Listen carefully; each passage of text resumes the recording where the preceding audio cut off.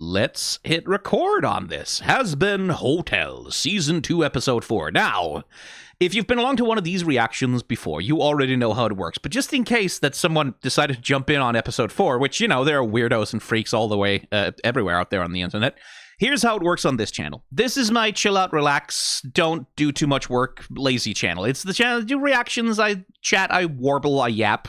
It's not the channel that I go to do a whole bunch of work. In order to do a reaction to something that's published by Amazon, though, you do need to do a bunch of work. You need to do some editing things, you need to do stuff to try and avoid getting, you know, copyright slapped all over your whole goddamn fucking thing. And that's a lot of work, and I don't want to do that. So I'm gonna make you do it instead. Imagine you and I are sitting on a couch next to each other, each with our own laptop, with our own headphones, watching this episode of Has Been Hotel together. Every once in a while, I'm gonna get excited, and I'm gonna go, oh, 3, 2, 1, pause, and then you're going to pause, and I'm going to pause at the same time. And then I'm going to do some yapping. I'm going to do a small, normal, completely regular amount of yapping. Don't worry about it. I'm very concise in what I say. And then once I'm done with that, I'm going to go, okay, cool, I'm done. 3, 2, 1, go. And then we're going to go at the same time. You've got some subtitles on screen that should help you locate where we are in the episode, as well as a timestamp, which I think is mostly accurate, just to help you locate exactly where we are in the episode. And you keep up with me, and I keep up with you, and we'll keep up with things together. And it's like watching it together with a really annoying friend who has too many things to say about animation timing and stuff. It's a little annoying for you, it's convenient for me, that's the way things work around here. If you want a version of this that's a little bit more convenient, then you can become a member of the channel for $1 a month, or a Patreon supporter, or fucking whatever, and you can join the channel Discord, and there's a way to make this a little bit more convenient for you over there, if that's something you're interested in. But you don't have to, it's very manageable. People apparently do manage it. I was worried when I came up with this format that no one was going to want to watch it, but a lot of people do, for some god-awful reason. Guess everyone needs distractions nowadays, including me. So let's watch a distraction. Has Been Hotel, Episode 4. 3, 2, 1, go.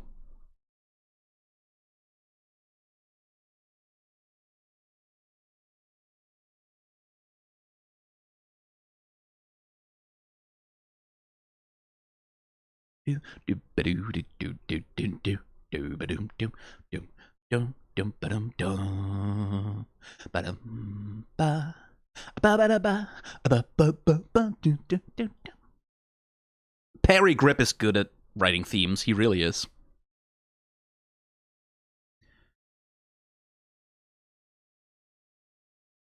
We were quoting Happy Day in Hell.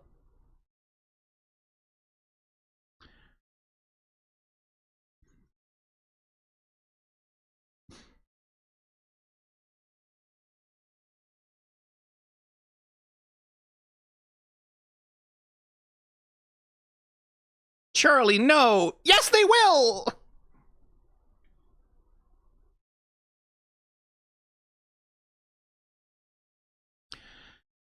Oh, Charlie, please learn a lesson. I'm begging you to learn a... He's not doing good. Oh, boy.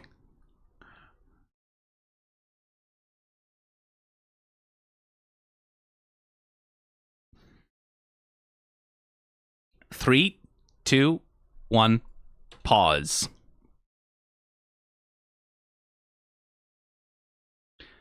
How we feeling, chat? Everyone feeling normal? Everyone feeling so normal? Regular about Alastor being weakened and bleeding and struggling to stand up straight?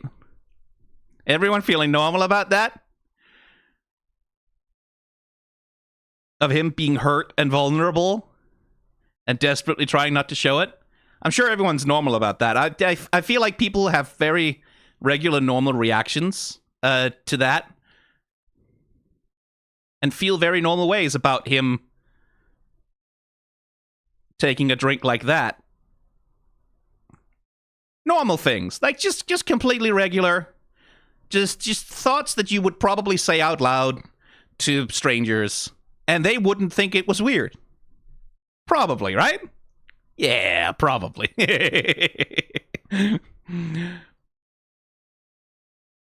Interesting that we're seeing him indulge now. That's another thing. We never saw Alastor really indulge in vices in Season 1, to my memory. Smoking, drinking, like that, especially drinking feels like something Alastor would be very wary of, because being drunk in any way means surrendering some control of himself, and he's all about that fucking control.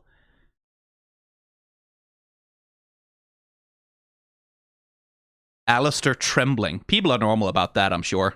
People are very normal about Alastor trembling.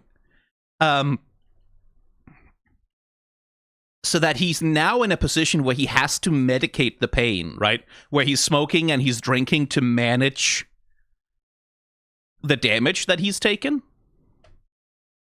That's a vulnerable position for our boy. And there's definitely something about the way that they're drawing him and his smile and his eyes that's like intensifying that aspect of him here. Like, his smile is not confident, his smile is not easy. Right? It's not the smile of someone who knows he's got everything under control, it's the smile of someone who's like, I'm grinning through the fucking pain. That's more like the way that they're showing him and rendering him here. It's a tense smile, right? It's not a confident, easy smile. It's tense. It's a struggling smile.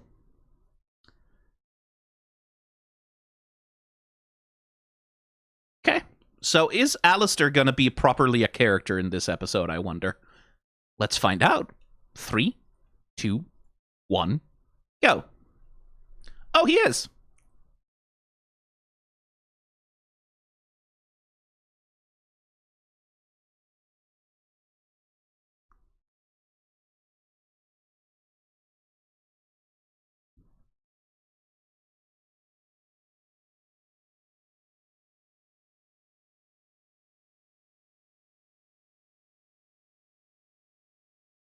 Have you forgotten Vaggy's name?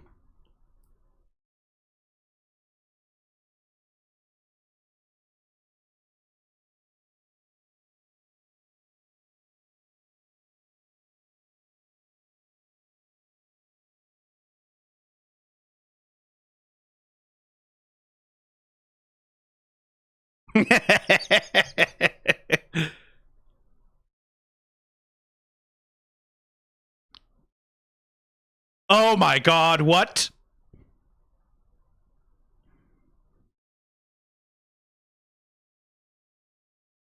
Three, two, one, pause. They are taunting the radio apples. Oh, they're oh my god. They are taunting the radio apples. Like, they're like fucking like standing in front of a bull with like a not like a whole row of just red rags being like, ah! You see this? Hey, you see this? Oh, that is manipulative. I love it.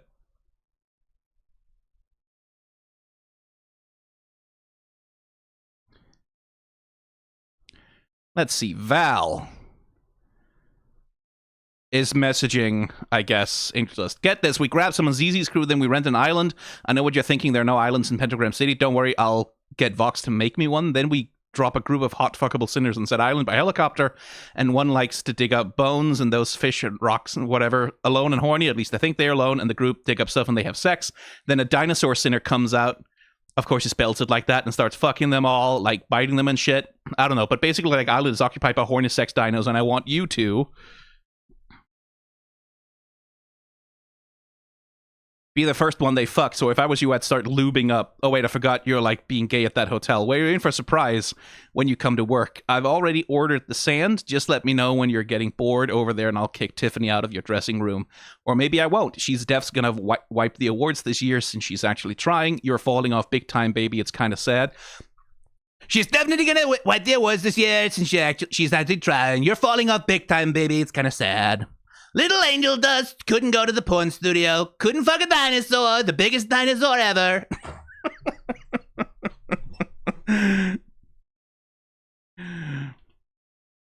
Like, I could fix all this, get you all dolled up at the events like we used to, but you're being so distant, it breaks my heart and my balls. Like, remember the time we fucked during Velvet's last launch and like every... Okay. Yeah.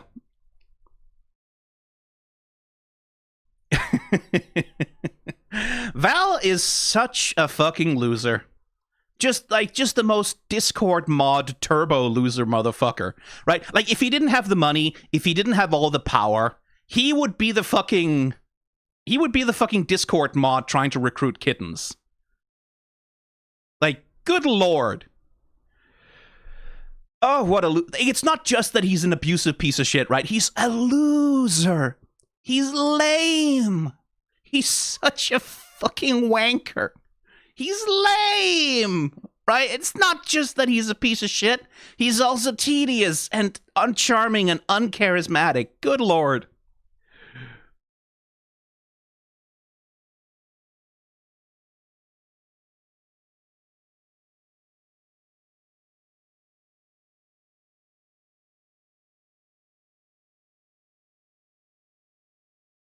Also, Lucifer, I think like, Lucifer is at least in part to blame for Charlie's shelteredness, right? Like, he's at least in part to blame for Charlie being so isolated, so distant from the world that she's trying to save. Because his general attitude, for all that he's very nice to Charlie, and I'm sure he has the capacity to be a kind man,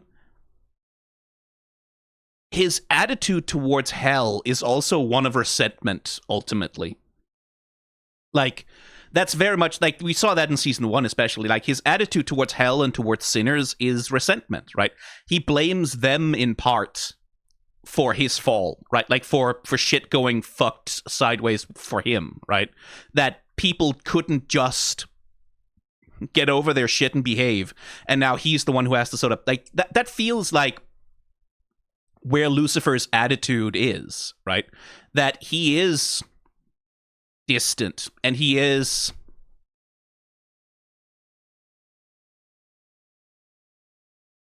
struggles to relate or to connect to people who aren't on his social level, right? Like, there's a class dimension to this.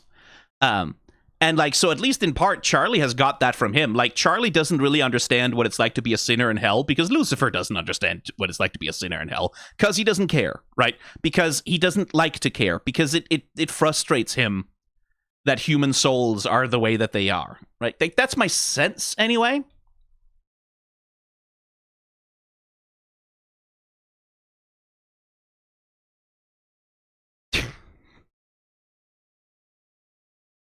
The fucking deer season ducksy. Again, taunting the radio apples. This is just standing there with the red fucking rag, right?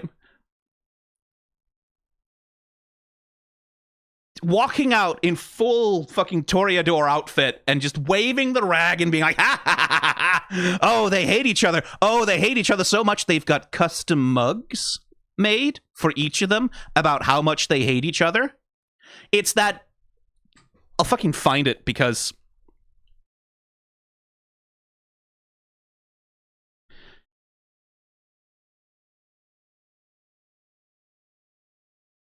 Not that one.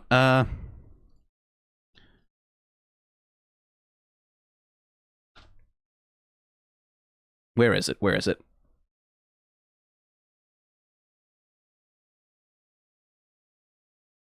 It's this one.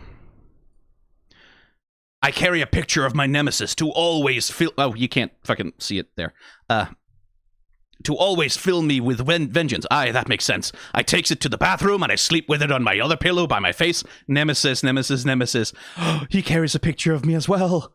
That's what it is. That's the dynamic. That's what it fucking is. They both have custom mugs about how much they hate each other. Just say that it's canon at this point. It's practically canon. Like, there's no heterosexual explanation for any of that. I know canonically they probably just hate each other, but still, like, goddamn, absolutely baiting the fanfics. And again, Alastor, there is a little bit of that element to him of... Look at those lines under his eyes, right? Like, that, the stiffness.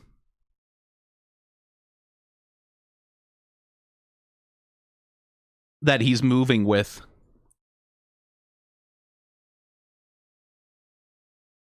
especially relative. Again, this thing about relative posture and behavior of characters. Alastor is stiff as a fucking board, probably because he doesn't want to rip open the stitches, and Lucifer is all loose and casual, all chill and relaxed and like mobile, and Alastor is just stuck in place, holding shit together.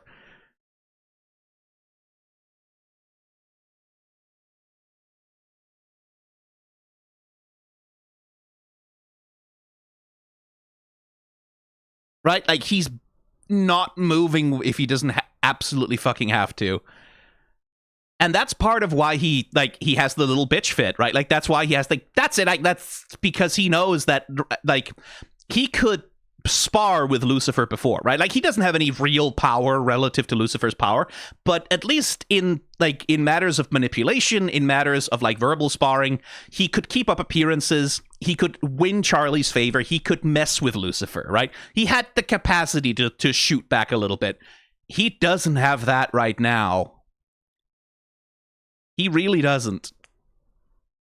Because he's holding himself together with both hands. So when Lucifer is going at him,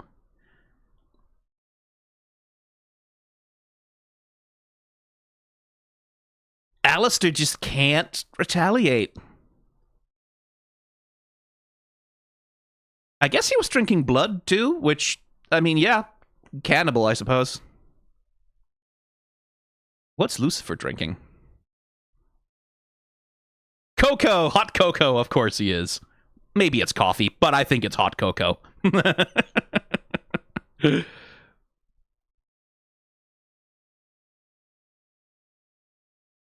God, they're taunting the radio apples. Jesus Christ. He called him Bambi! He has a pet name for him! And it's softly mocking and kind of mean. These men, like, I know that these men were already the toxic yaoi ship of choice for the whole show, but they're gonna rule the roost. I don't even know how many, like, just someone track the stats on AO3, because they're gonna go up. Like, stonks are rising for the radio apples. Holy shit. 3, 2, 1, go.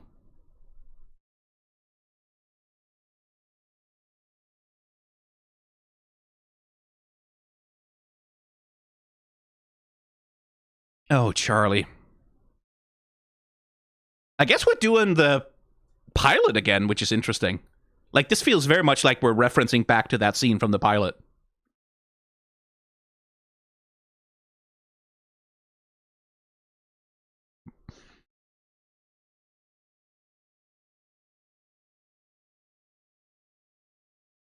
Oh, Vel is rocking the lesbian fit. Like, she's always, but, like, wow.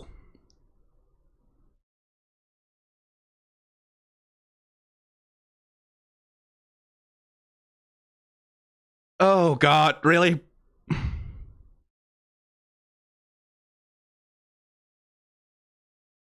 And to the best of my knowledge, Velvet is lesbian, right?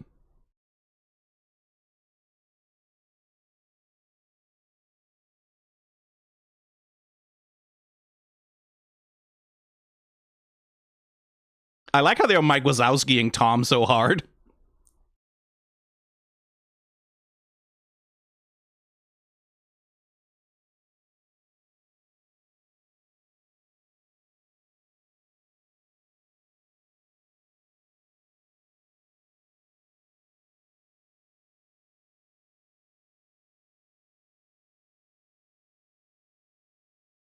Oh, nifty.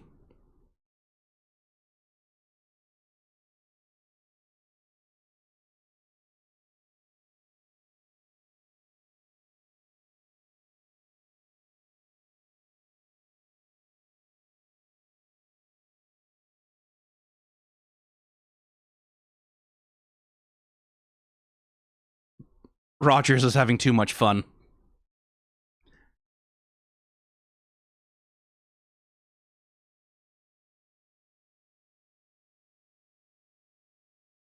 Alastor, what the fuck are you wearing?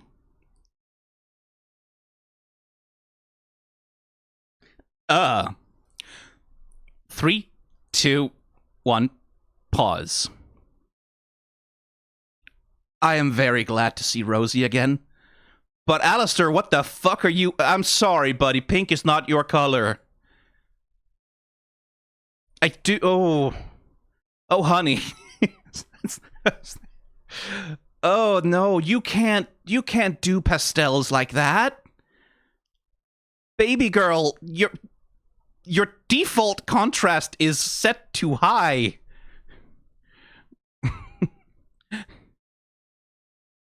I guess maybe that's kind of part of the point, is that he's clearly putting on some shit. But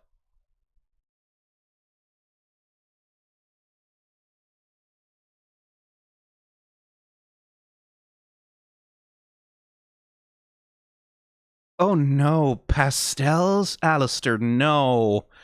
Like, you have to at least, like, I don't know if you're wearing fingerless gloves or whatever, but at least it has to match the hair. At least it has to match the hair. Oh no.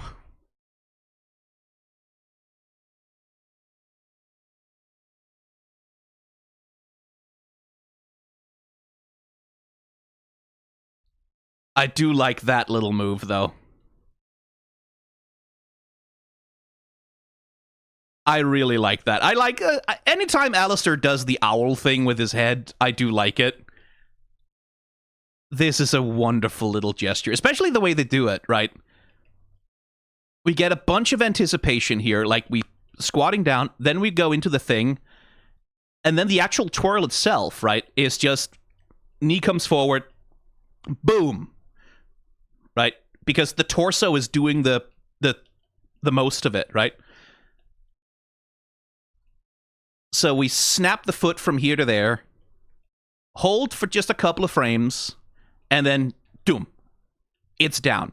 Because the majority of the motion is being communicated by the twist in the torso and then the tails following around to communicate, like, the swirl action. So, like, there's a good economy of motion in the animation here from the animator, just, like, kind of snapping his lower half from keyframe to keyframe, while letting the smoothness of the motion be communicated by the upper part of the torso. It's very quick. Like, I think maybe they could have extended a little bit more, like a couple more in-betweens or something, but it's an effective gesture.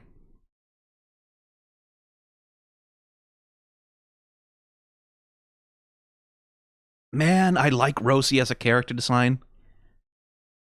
Someone's having fun with the dress, especially. Bloodstains, probably.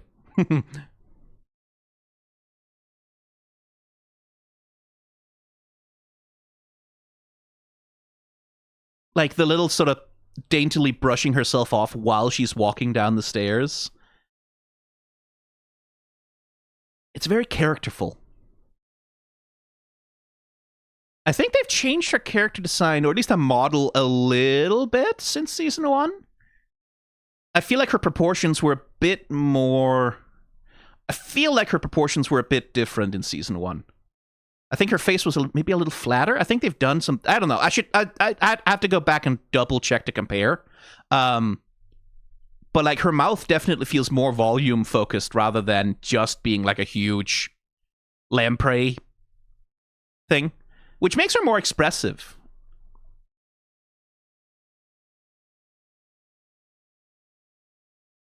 I really do, like, because, like, look at how long her fucking neck is, right? This neck is like 8 miles, but it works. Like, she has these very distended proportions, but they work because the character design is so effectively segmented into, like, this very, very long hip and leg segment, tiny short torso. Like, her torso is nothing, basically, right?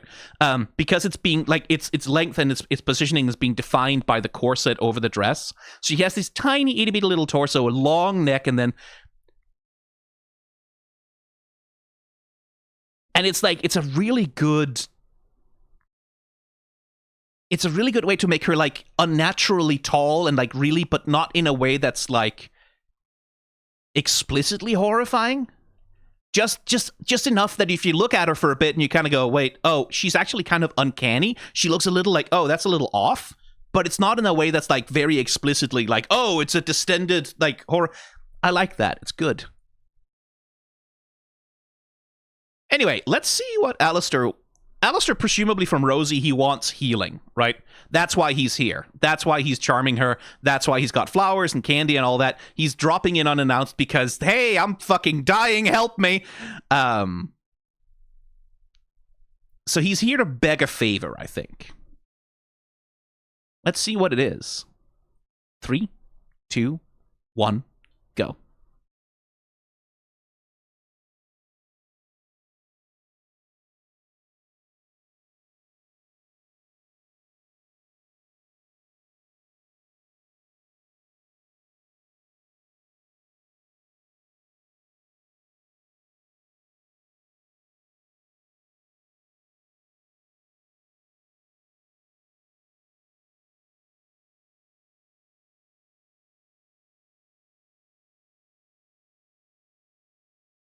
Wait. 3, 2, 1, pause. Wait a minute. Hang on. Why do you need to justify that to her, Alastor? Why do you need to... That's why you're buttering her up? Is because you're giving her bad news that she's gonna be displeased by? And now you're trying to smooth it over? Why?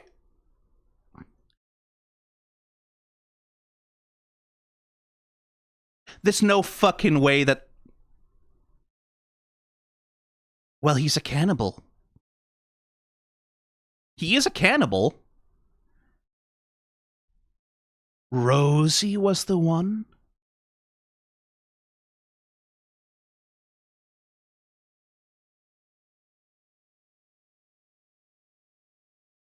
Which would explain why... Okay.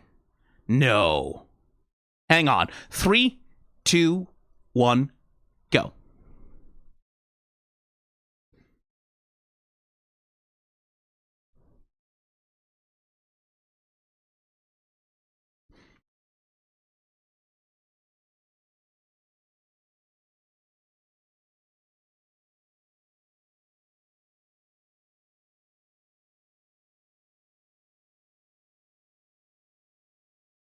Three, 2, 1, pause.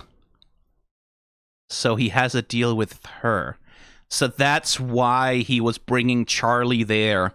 That's why Alastor pointed her towards Cannibal Town.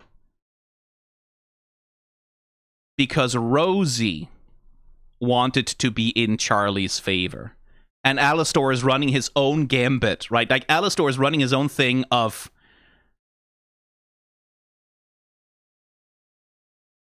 He's trying to find a way to use Charlie to get out of the deal with Rosie.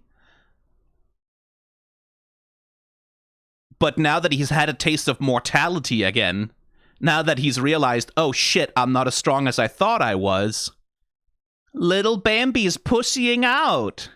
Little Bambi got scared. And he's running to Mama. Running to Mommy. Hoping that she'll let him off the hook now.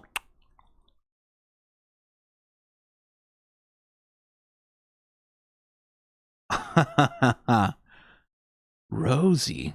See, because in my head, I thought for sure that if Alastor had the power to just, like, wipe out overlords, surely he must have had a deal with someone like Lilith, right? Like, surely it must have been Lilith or fucking whatever. Like, if he has a deal with anyone. And I figured that was what he needed the favor from Charlie for, right? Like, he wants a favor from Charlie, which is, oh, you don't have to hurt anyone, just get your mom to release me, right? Like, that's the favor he was going to call in. I guess not.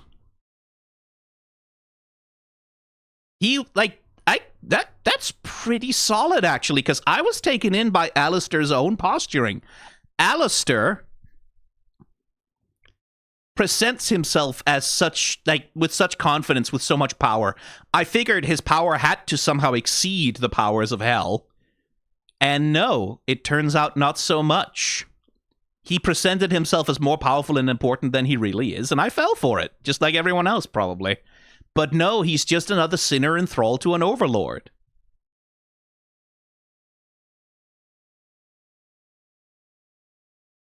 Well, isn't that interesting? I mean, Alastor's been upfront about that. It's all about the face, right? It's all about keeping a smile on that face, always, right? Always pretend you have more power than you really do. Oh, very good, Alastor. I don't think Rosie's gonna take very well to you, to you trying to change the deal, though. Let's see what she does. 3, 2, 1, go.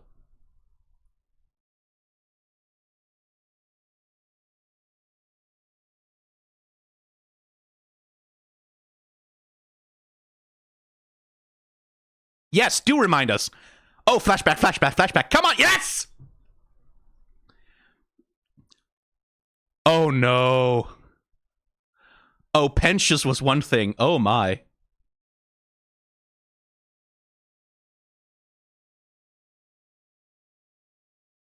Oh, hey, Mimsy.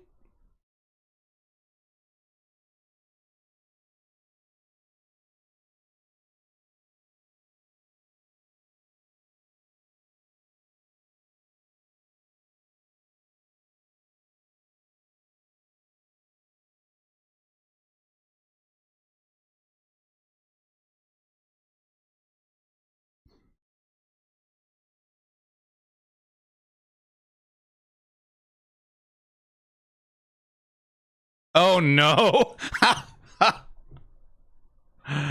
Oh, no.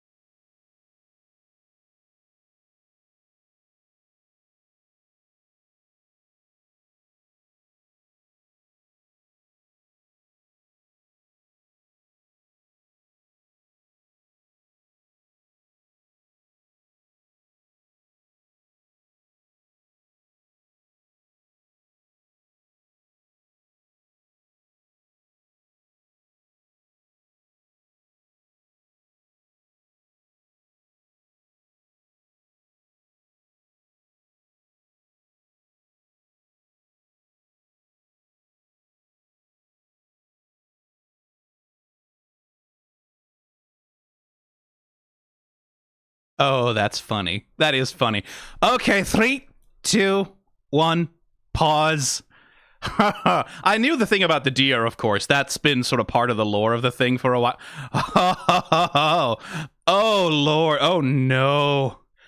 Oh, I thought Pentious was going to do terrible things. Oh, my Lord. With the floppy little hairdo?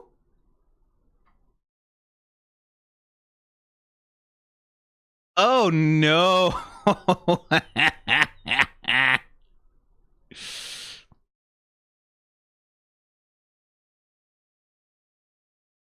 Oh, we're getting backstory. I am pleased with that.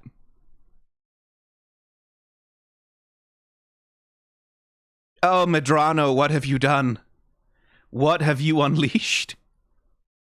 And there's old Mimsy.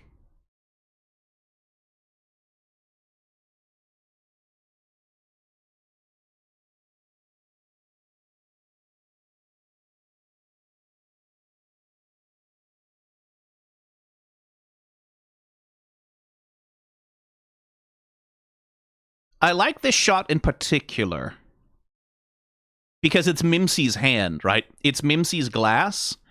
So we're essentially inside her POV, which gives us this thing, oh, Mimsy knows, right? Like, Mimsy sees through a little bit of his facade.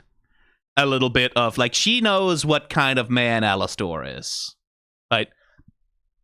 And being who she is, she's not that disturbed by it, clearly.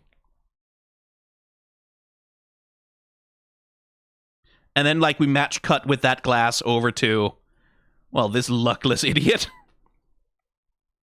who's about to get the Hannibal treatment.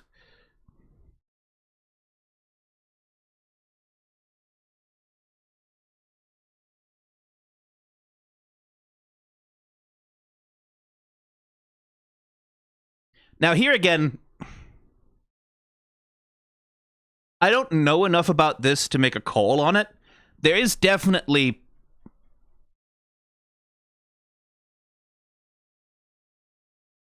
It's definitely using the pop culture aesthetics of stuff like voodoo, like Wiccan witchcraft, those things.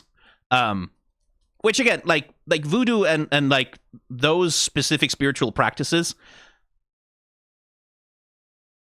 Like, the people who actually live with that stuff as part of the spiritual practice are not super jazzed always when the main pop culture representation of their spiritual practice is raise zombies and talk to the dead and do evil magic and human sacrifice and all that shit.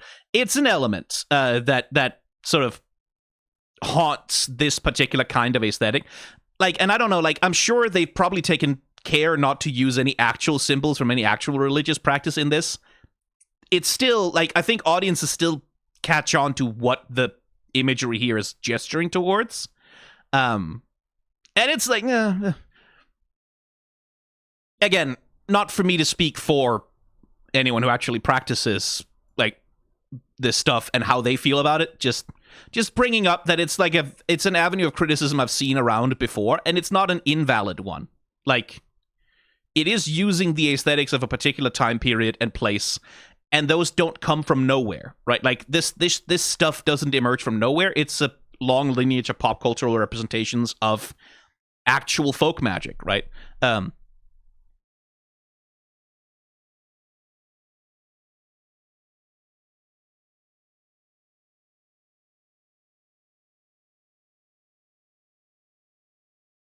Just something to bring up, right? Something to keep in mind. Also, again, they know what they're doing.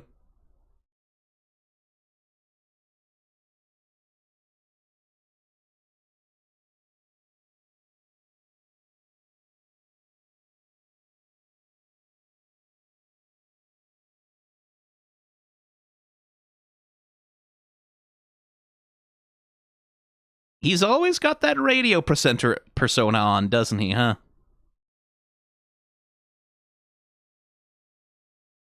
Someone's having a lot of fun with this. Ooh. Oh, that's good.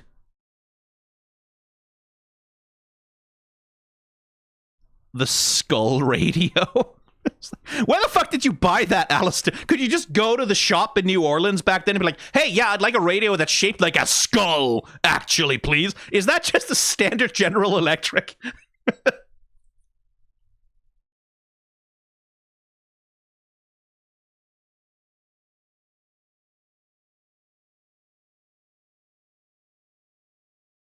Some really nice effects animation happening on this, though. I wonder if they animated that fully as a color negative, or if they did the line art and then had the colorists fill in the color over it. Oh, I'd love to see the line art version of this. Because they're playing a lot with the fingers of the hands here, right? That thing about, like, you can tell which way the hands are facing based on the relative position of the fingers next to each other, but the animator is playing with it, right? And there's this fluidity to it. And you can see, like, the propagation of this waveform up through the arm. Like, they're being really careful to manage the symmetry and asymmetry of this in a way that makes it very clean and readable. And, like, that's a challenge to do sometimes when you're operating. Like, for those who've watched, like, the Castlevania Netflix series, when they do, like, play around a lot with the whips and shit that Belmont uses, right? There's a lot of work that goes into keeping the gesture of the whip, the gesture of the action of all of that fucking rope work whipping through the air, to keep that clear, right? Like, so the audience can follow what the motion of it is. That becomes even harder when you can't even really rely on occlusion to show what's in front of something and what's behind something, because they just fade into each other. It's like, this is not nearly as complicated as the whip animation in Castlevania is, but there's still that element of you really have to carefully handle how these hands are presented so that we can see that the hands are moving forwards into the camera towards Alastor, and that there is this sense of foreshortening to them, right?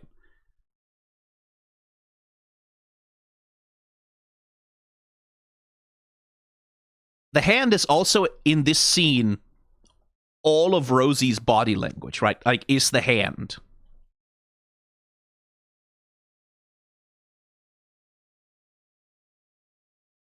So it's responsible for communicating, like, along with the voice actor, obviously, it's responsible for communicating the affect.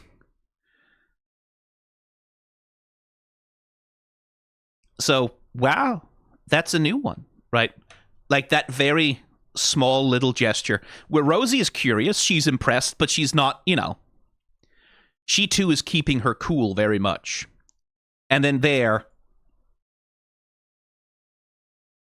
right, when she says, I can grant you power, you get this little flourish, sparkle to emphasize what she's saying. And also part of it, like, the arm is essentially acting like a serpent or a snake in this scene, right? Where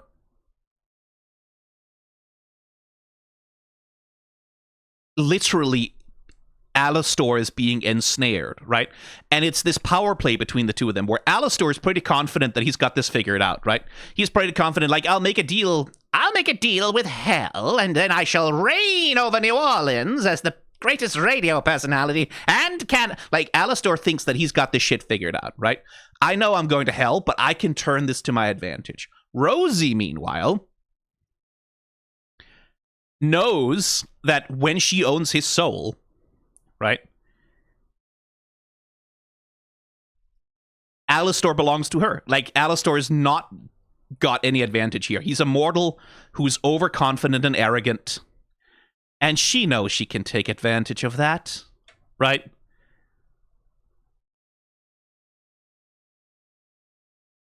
And I would be 0% surprised. I would be none percent surprised, not even a little bit, not the least little bit, if it turns out that maybe someone somewhere who might have been in hell at the time could possibly conceivably have had something to do. Maybe, because that's usually how these devil deals work out, right? Like, that's the classic shape of a deal with the devil, with the otherworldly powers. Like, it's the monkey's paw, right? Yes, Alastor, you have unbelievable power now in the mortal realm, but not enough to survive a bullet to the head. And oh, would you look at that? Someone was just happened to be out in the swamp hunting deer at night in New Orleans, where it's like, oh, okay. It could also just be karma, right? Like, it could also just be genuinely just bad luck. Rosie might have had nothing to do with it. That would be even funnier, right? Because that would also be a good sort of...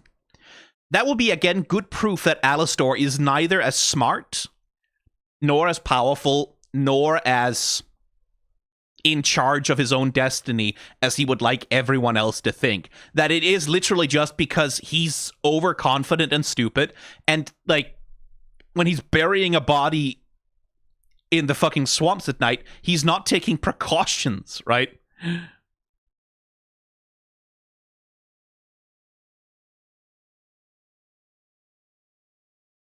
Either way, it's funny.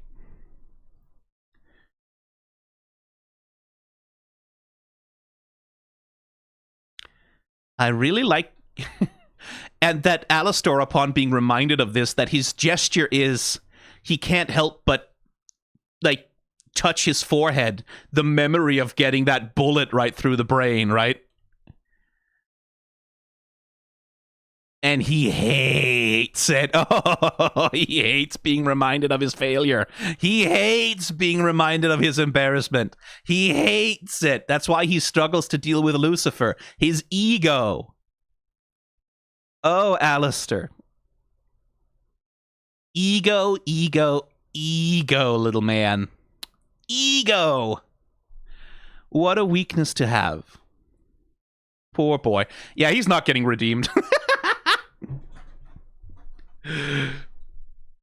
Anyway, 3, 2, 1, go.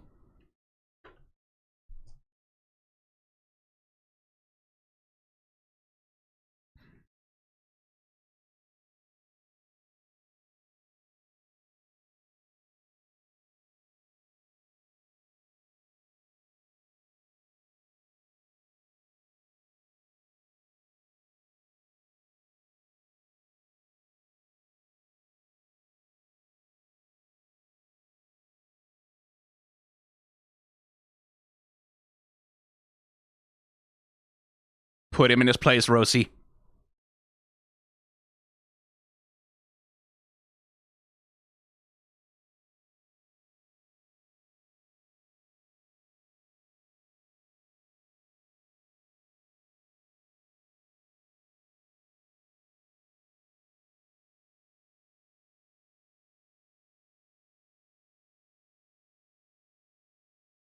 Oh, this song fucking rules.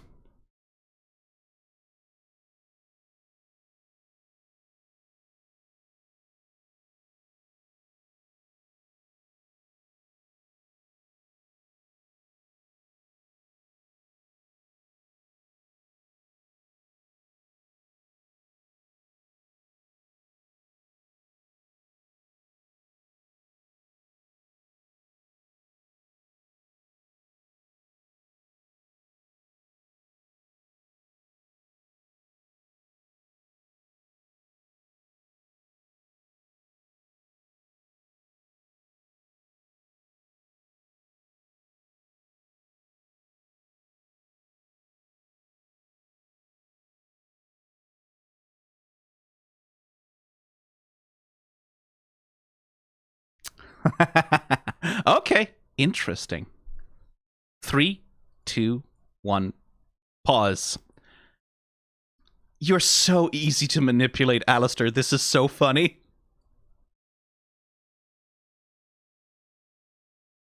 It's all manipulation. Rosie's pissing him off on purpose because she knows.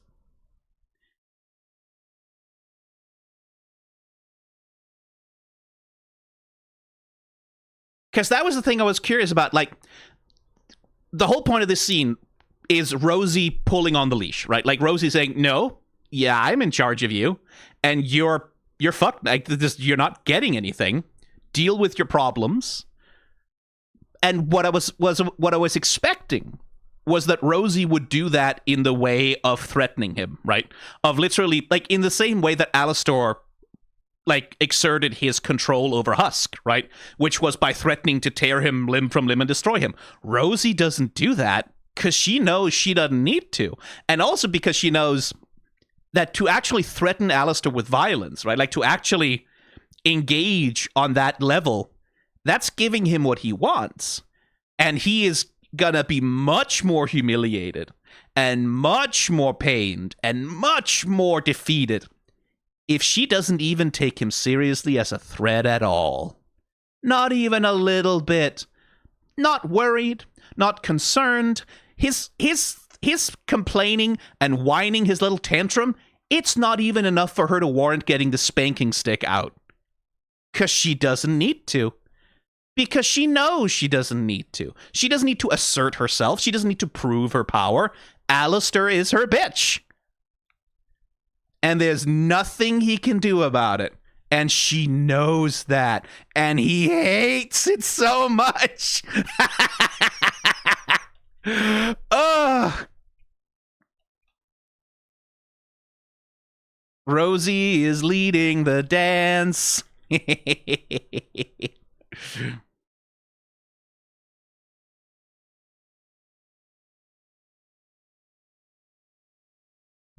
What? Sorry? No, I wasn't thinking about anything.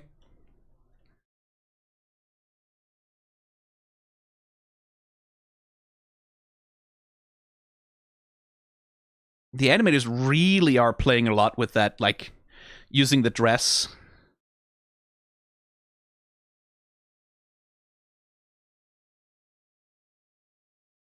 Yeah, there's a lot of good, like, again, it's all about this contrast in confidence, right? Like, Rosie is not worried. Rosie's not angry. Rosie's not upset. Rosie doesn't give a shit, right? Like, Rosie don't care, right? Alastor is tense. Alastor is on the back foot. Alastor is the one looking for an angle. Rosie isn't threatening. She's just saying things because she knows that they're the facts of the case, right? They're the facts of the matter. So she's like, so again, it's this thing of like, she's advancing on him. He's retreating all the time, right? He's tense and like hunched. And Rosie's like grooving. She's like swinging her hips back and forth. She's playing with her hands. It's good acting, right? And Alastor is constantly having the space that he has available to him shrunk by Rosie. She's just having a great time. She's just having fun and enjoying herself.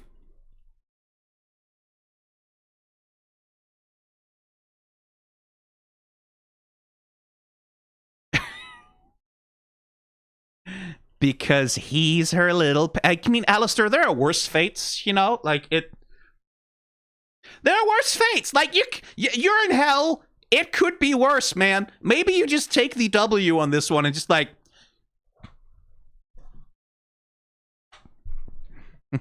Maybe you just take the W. Like, maybe, I guess, I don't know, man. Like, it's...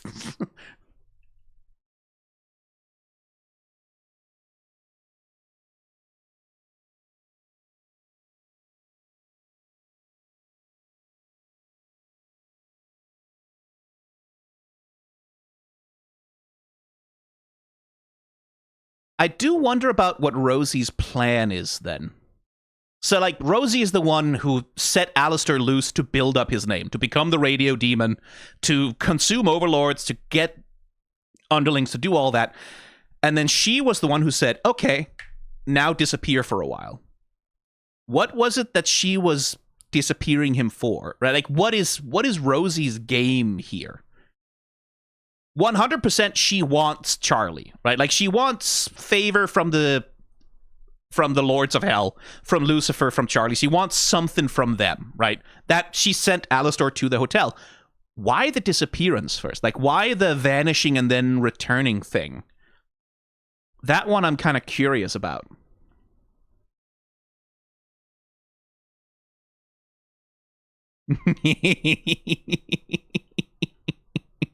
And again, it's Rosie is like, she's not even like Alastor saying, I did all these things for you. I went off the air. I contained my rage. I pretended to. And she's like, yeah, I know. And you did so well, little puppy. You did so good. It's very sweet of you. And you're going to keep doing it.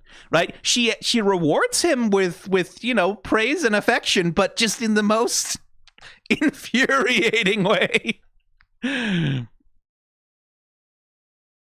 And for Alastor, again, it's just ego, right? Like, it's, you made me disappear and now people aren't scared of me anymore and I don't like it. People aren't scared of me and I'm upset about it, right? It's all ego. Like, let's just fix my staff. At least give the... And she's like, I will. Later, when I decide to do it.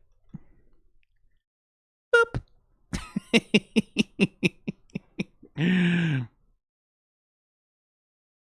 Oh, she's pushing his buttons so hard. Wish she'd push mine. What? Sorry. The manipulation here is just joyous to behold, honestly. Because Alastor doesn't have a choice, right? Like, he has to concede it. That she's right. She's in charge. He's the pet. He's the dog. And he knows there's nothing he can fucking do about it. Right? I'm in your net. Right? Like, he has to fucking... He has to dance on her strings and, like, in the back of his mind be like, I have a plan. I'm going to figure it out. There's a way to escape this. And I'm sure he will. Like, I'm sure at some point in the story, Alastor will find a way. Alastor will find a way to get out of the deal some way, somehow. I'm sure he will. But I don't think he's ever getting revenge on Rosie. I don't think he is. I think even when or if he manages to escape, it'll be on Rosie's terms. Like, I think that'll be the funniest way for this to end for him, is that he only gets free because Rosie, on her own, decides to set him free with a stipulation of, oh, by the way, you can't touch me ever. Like, something like that, right? Like, hey, here's the deal. You get out of your deal. You never have to take orders from me again, but you can never touch me, right? Like, you can never do anything. You can never come after me. You can never harm me. Like, something like that, because that would be the final humiliation, right? And again, there's this question, like, because Alastor has this thing, right? Like, never let them see that you're not smiling, right? Like, keep a smile on, always pretend like you're in control, pretend like you've got everything. I think Rosie's better at that game than he is. I think that's exactly the game that Rosie's playing here, and she's playing it better than him. She's not letting on anything, right? She's not letting on any goddamn thing about what she's thinking or feeling inside, right? Like, she's not giving him anything to work with. She's not revealing any ambitions or plans or wants, something that she needs that he could offer her. Nothing.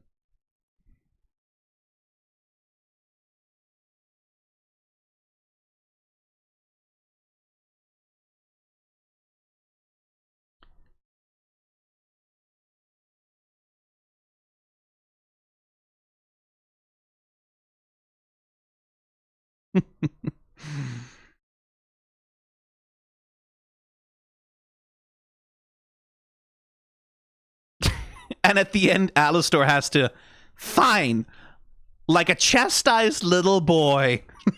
He just says, fine, okay. Mom won't help me.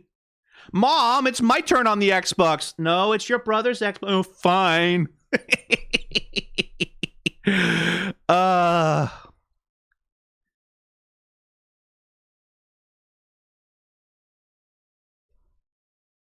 She owns you, Alastor. She owns you. Oh, little man, you. Oh my god, that's so funny. Anyway, 3, 2, 1, go.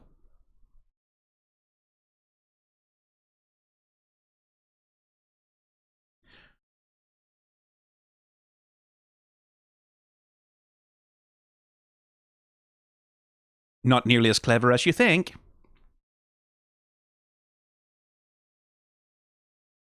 Can you now?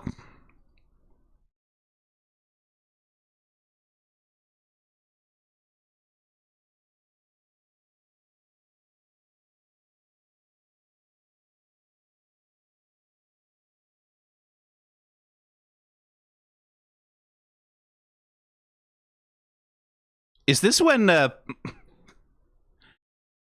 Loot is going to crash through the ceiling and start killing?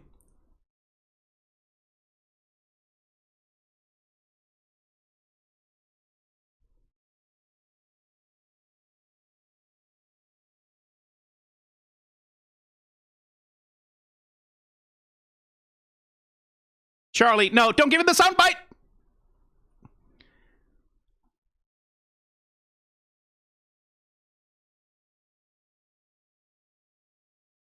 Oh my god. Someone please give this girl media training.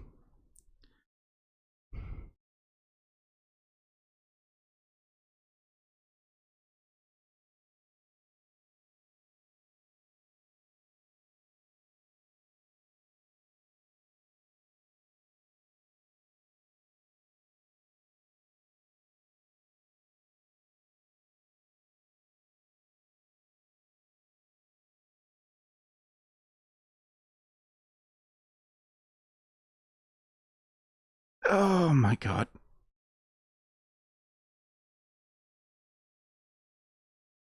Char char.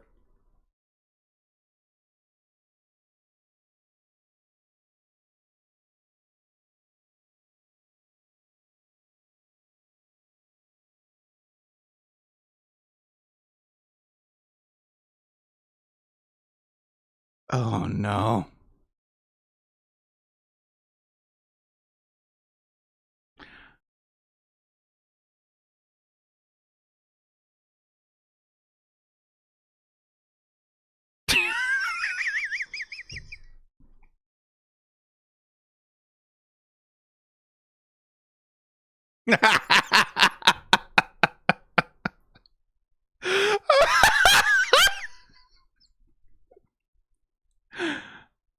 I love her. Yeah, no. It's perfect.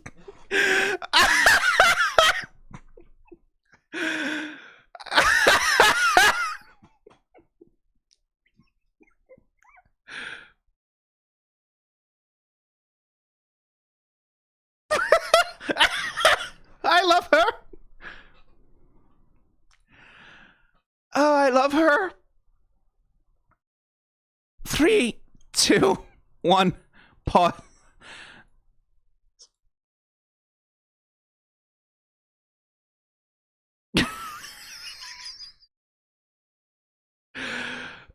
Oh god, Nifty. So is Nifty canonically Japanese, or is she just a huge weeb?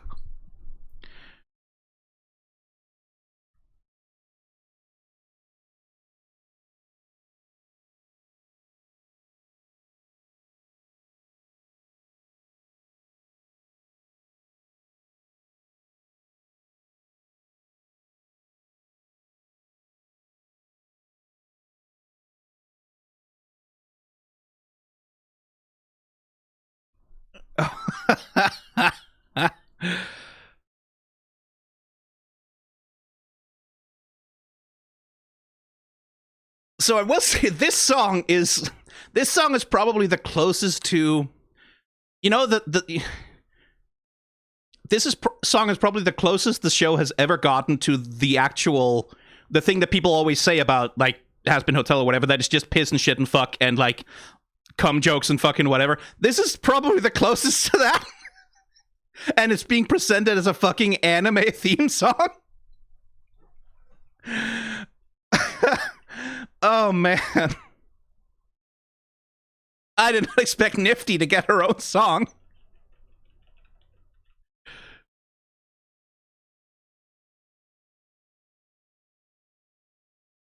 Ohayo Goshushin-sama?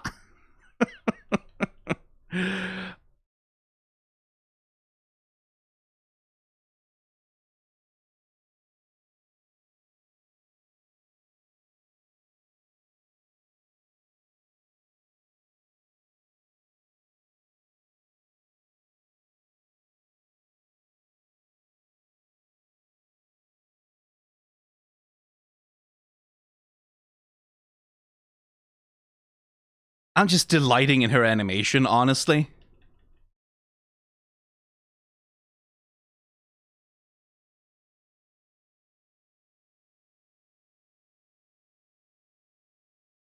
And then we get the swap, right? Like, we get the switch. Here is the moment when they decide, okay, now we're fully committing to... And it's not that big of a leap, right, from Has Been Hotel's own flat, hyper-stylized art style. Because it is very anime-inspired. Like, it has lots of elements from anime styles of character design and animation in there.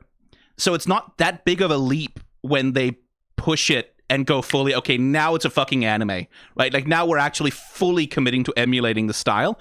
I would be curious if they worked with an anime studio for this, or if it's all emulation done by their own studios. But it is funny that one of the ways they do that, like, you see this color palette switch, right?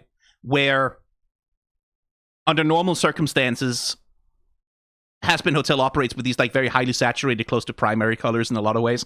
And then once we hit anime style, now we do this much like more washed out palette with like gradient and shine over top of it.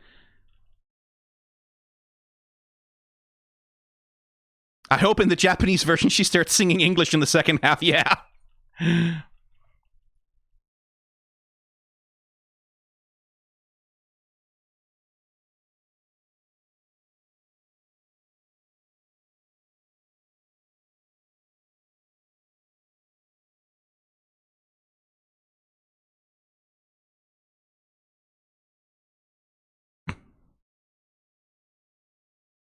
Nifty's perfect. She's the best character. I'm sorry. Spin-off show just of Nifty. Cleaning stuff up, killing rats. Having extremely complicated BDSM relationships. With weird freaks she meets. Like, fucking... And it's fully on some... Someone on TikTok is doing this choreo right now, aren't they? Like, it is an anime opening choreo as well. Like, it's idol style sort of dancing. Very fucking Lucky Star.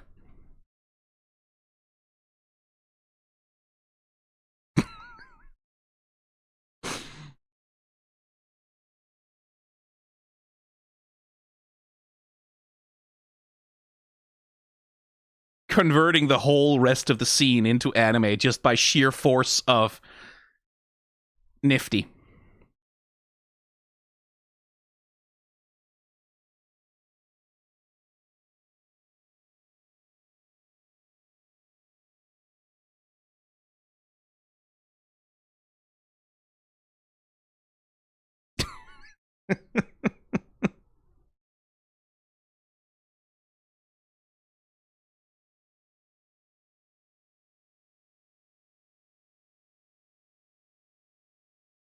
Oh no.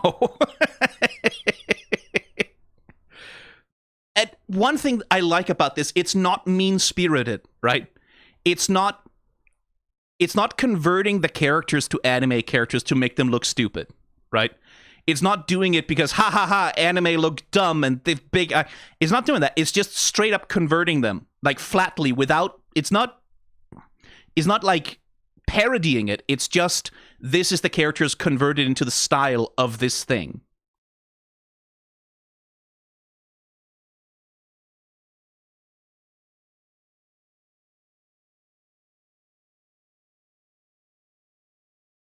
Which again is an important part of making this kind of parody work without just feeling shitty, right? Like without just feeling like it's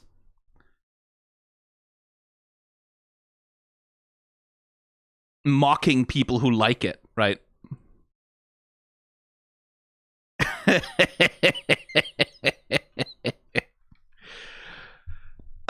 Nifty spin-off show. I'm not kidding. I'm not kidding about that spindle horse. Anyway, 3, 2, 1, go.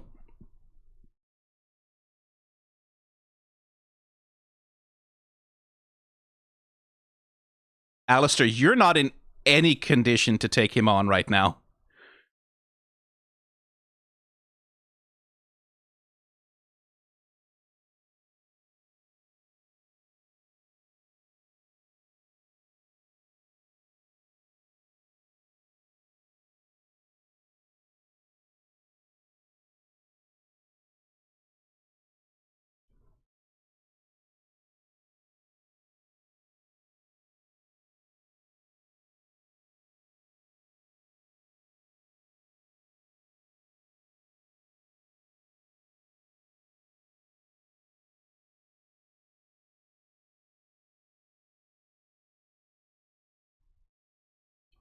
God, Alastor, you. Oh my god, okay. You're such a dipshit, dude.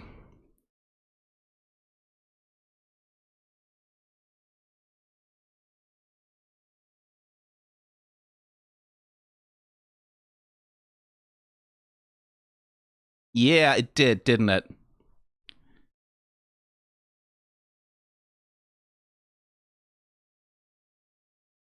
Oh, they put some of the animation budget here, huh?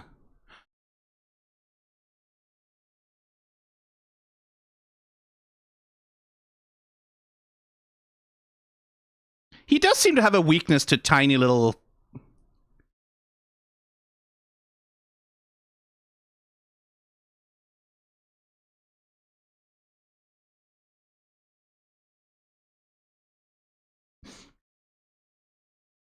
Right, social media is her power.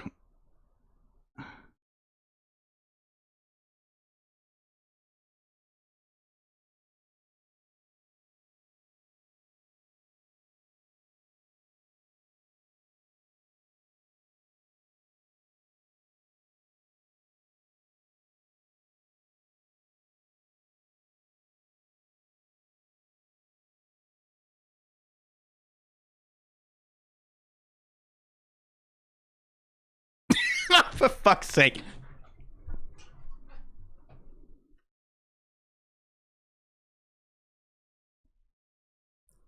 Oh, they put all the fucking animation budget in this episode.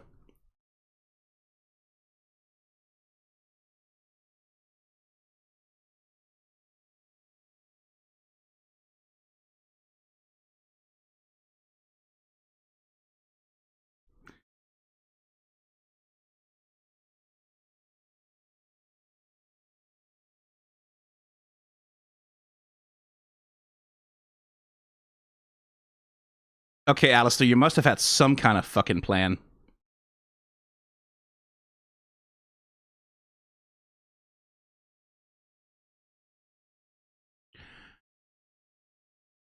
They put...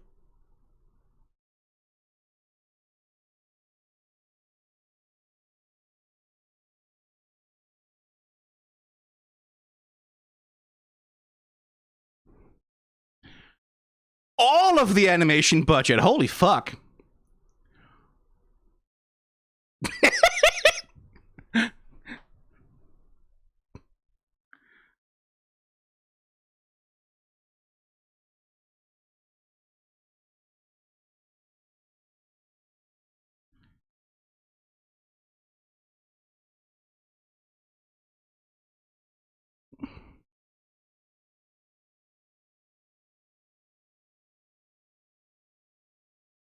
Have you never seen a magic trick, girl?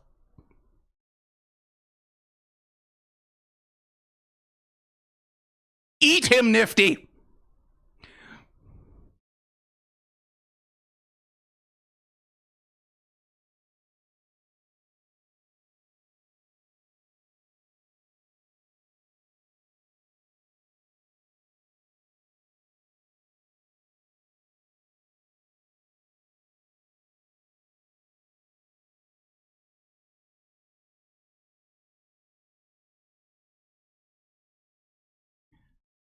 I hear the fucking quote of let fucking state gone.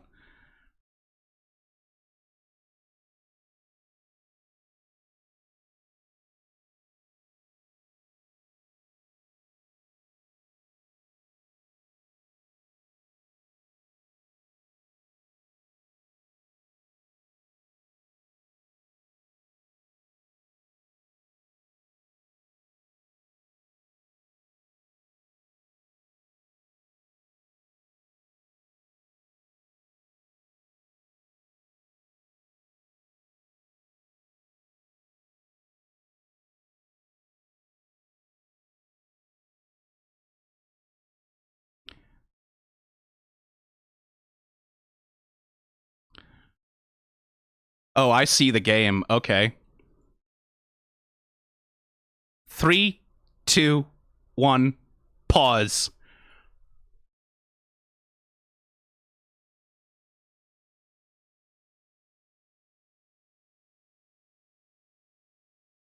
God, like, it's just... Alastor is overconfident and kind of stupid sometimes, right? His overconfidence makes him easy to manipulate and makes him make stupid decisions, short-sighted ones. But Vox is that times 10. Jesus Christ, dude. How is that not the most obvious trap you've ever seen in your life? But it makes sense. Like, it makes sense. We saw this in season 1, right? That Vox is desperately insecure about Alastor, right? Like, he's desperately insecure that Alastor is more refined and he's more charming and he's more charismatic. And, like, because Alastor is so good at projecting that image, right? He's so good at projecting that image that he's always in control, he's always got a plan, he's always better than you, right? And Vox is so fucking insecure. So insecure about it, right? And he's so easy to manipulate with it. And it's like, my God, dude, like, think for 2 seconds. Why would he do this? Why would he step up and fight you if he's weakened? Why would he even offer it? Oh my God.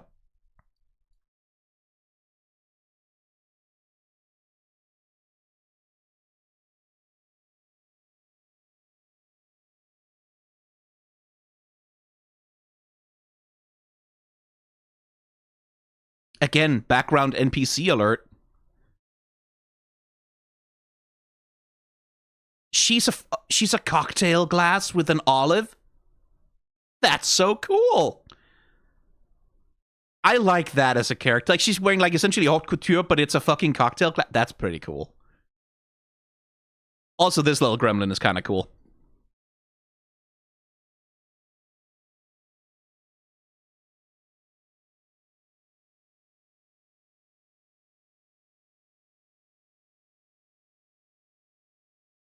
Again, here, another very obvious contrast, right? Alastor's side, old-fashioned buildings, all red, right? All gaslight, old-timey. And then here's Vox on the side of porn. Porn and neon lights and electric lights and like blue and all of that shit. Like, and they're quoting fucking, the music is fucking quoting Stayed Gone. Ba ba ba ba ba ba ba ba ba ba.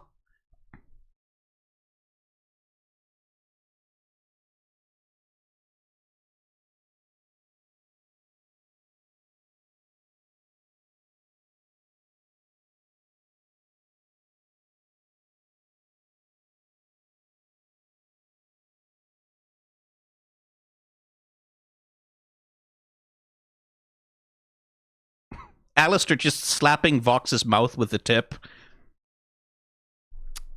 They know what they're doing.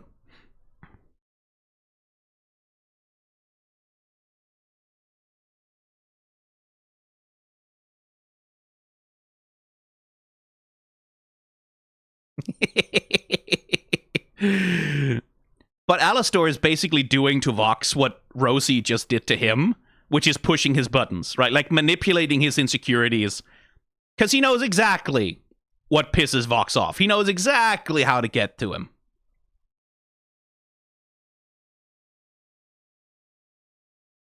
And when Valentino comes down, he comes down with his legs open, because of course he does. I do like that they were fucking. That, like, he was in the middle of fucking Valentino, and the moment he heard Alastor, the moment he heard his ex, the moment he heard him, he was like, oh, okay, I don't give a shit about fucking you anymore. I need to go fuck him.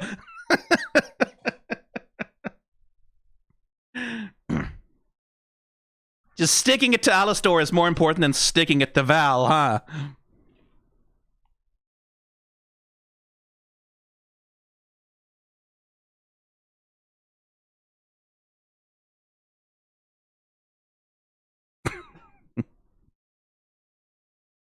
They really fucking put all the... And this sequence here is like... They put all the fucking animation budget in this whole sequence. Like, holy shit, they did.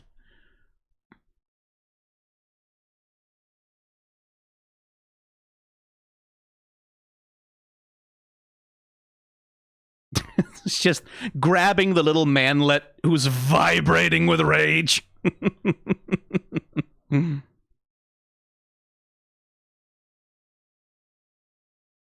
And the little...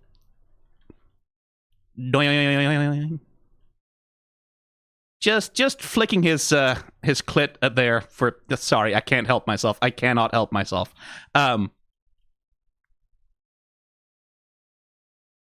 Like, do you think... Like, what do you think it feels like for Vox when someone does that? Like, is it like a whisker on a cat? Or is it maybe more like... You know, what is that like? What is that? Because Val says, right, I thought you liked it when I... And then he plays with it. I thought you liked it when I... I'm just saying, like, it's the implication is clear.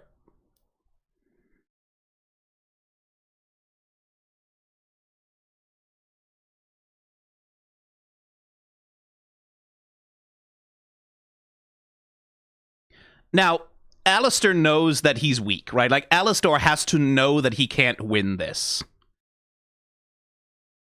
But I'm also willing to believe that Alastor thought he could. I'm willing to believe that Alastor's plan, what he thought he could do, was actually fight Vox to a standstill and then offer him the deal. I'm willing to believe that, but I don't think he went into this thinking he could actually, like win or obtain a superior position. It does also make a little bit more sense to me that he went in knowing that he would lose and that he was gonna, like, pretend to be beaten and, like, I'm offering you a deal. I'll become your slave in return for...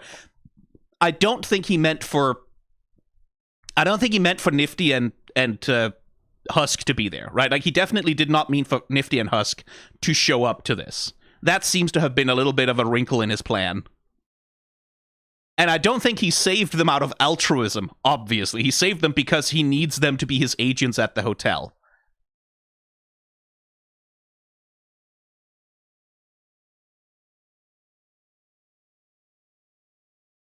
Again with the V, it's very consistent. I like it.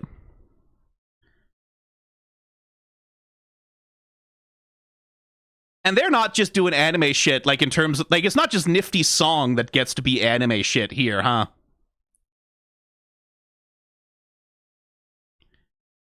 Because, like, definitely Alastor was expecting to have more juice to work with than this, right? Like, he was expecting to have more to work with than what he had. And if Nifty and Husk hadn't shown up, he would probably not have had the chance to try and even make the deal. But he must have known he couldn't win. Gonna warn you for some flashing lights here, because we're gonna be cycling through these flash frames.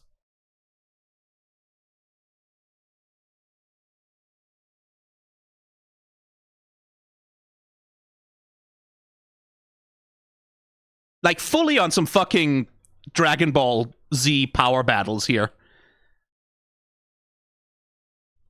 And it's not just in the, like, the fact that there's lightning flying around and things exploding. It's also in the aesthetic of motion.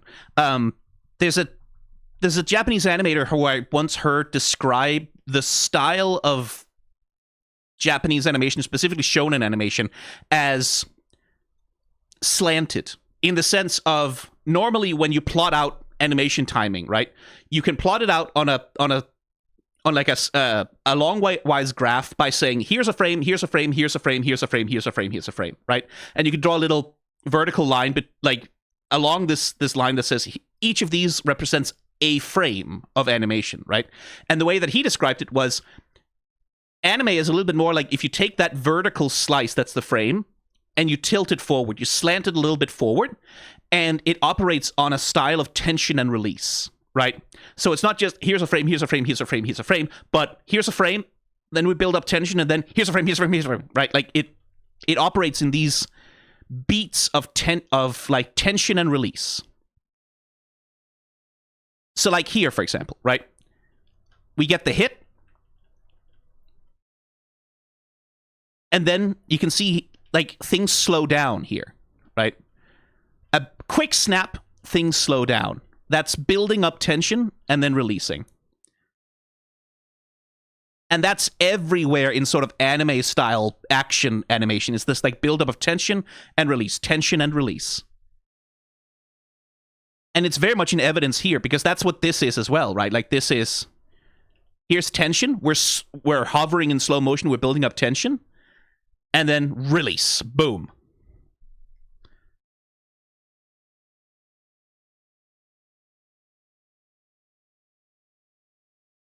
Props to the animator responsible for doing the ground shattering here.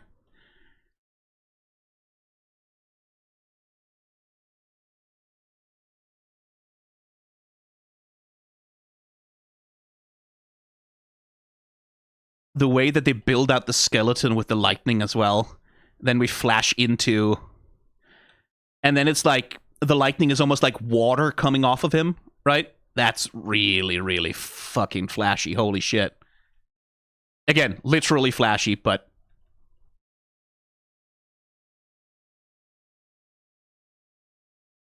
Haha, 420, 69, 69.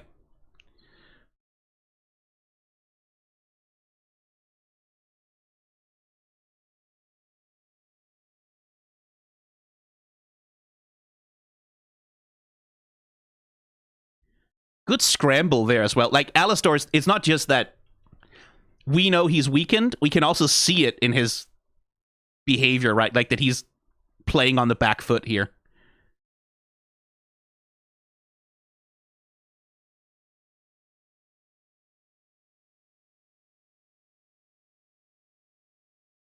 Look at all this secondary... Like, look at all the fucking...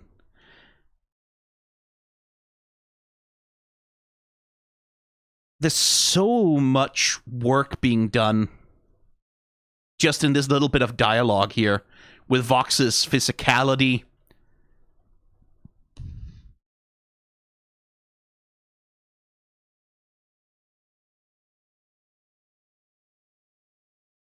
Right? Fuck you.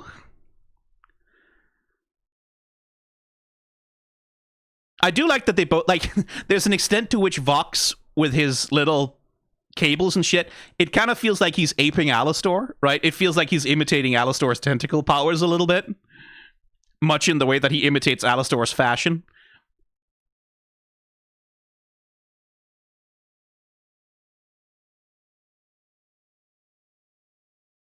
Whoop.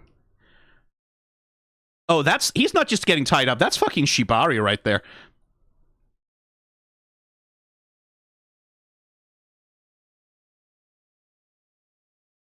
Fellas, is it gay if you and your bro keep lashing each other with tentacles?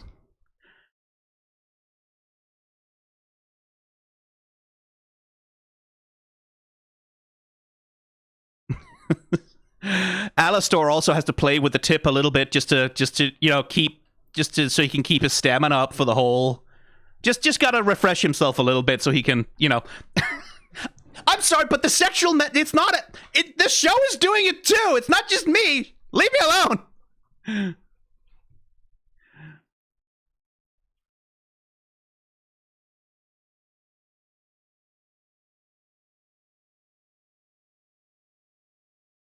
I love a good smoke animation, I really do. Again, body language, right? Like, Alastor is on the back foot. You can see him struggling to react.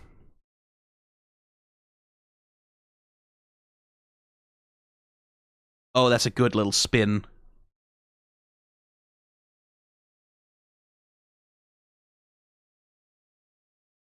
And you can see the trick here, right? The trick is, the ground is nothing. The ground is just this wedge in the screen, and then we just quick cycle a bunch of, like, lines that point that way. We cycle between a bunch of frames of that. And there you go. That's your ground moving quickly. Then we have, like, a background painting in like a 2-point perspective. 3-point perspective, I think. Yeah, 3-point. 2 or 3. Whatever. It's some number of points. I don't want to count them right now.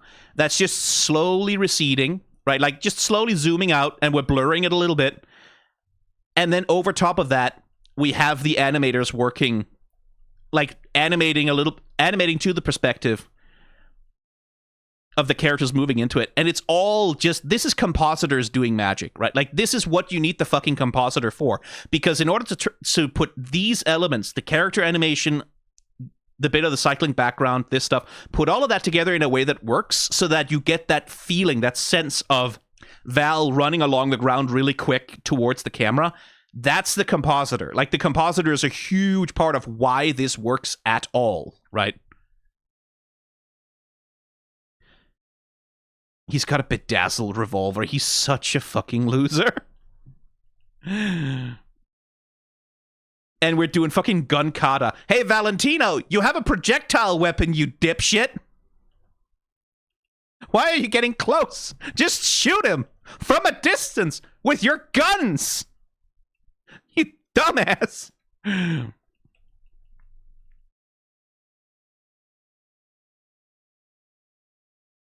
I know it's because he wants to be up close. He wants to do the violence up close, right? Like, it's part of the enjoyment for him is that.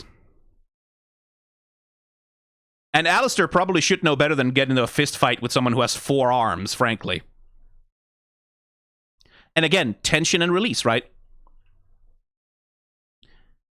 We get this snap, right? Tension, snap. Build up tension, snap.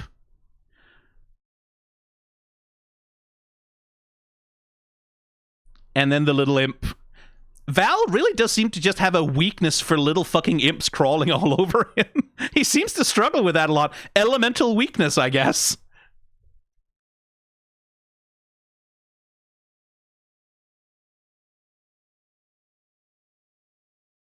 He's the loser type Pokemon, and loser type Pokemon are weak to imp types. Again, the fucking animation budget here. It's not just that Val is like this bit here. It's not just Val flailing while having some things attached to him. They're doing it while they're managing this deep, heavy foreshortening with the gun pointing deep into the image. And then we have, like, multiple things moving. We have the gun, which is being flailed around as Val is flailing to get rid of the imps. The imps that are crawling all over him. All 4 fucking arms have to be managed here. And Val is going to do a turning animation, right? He's going to turn around, which means, yeah, he has to force, like, we have to get all of the fucking collar, the big stupid pimp hat, which looks like shit. All 4 arms, the gun, everything has to be moved in frame. It's fucking impressive work. Like, that has to have been so much fucking noodling work from the animator. That has to have taken for fucking ever, man, to manage all of that shit.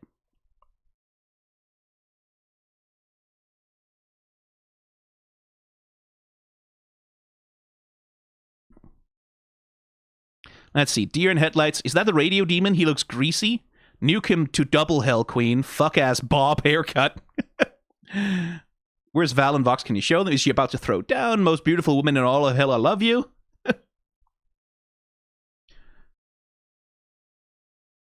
Wish she would sell her spit in a bottle too. Oh, she probably would. Not her spit. Like, she would get someone to spit in the bottle for her, but she would sell it to you as though it was hers.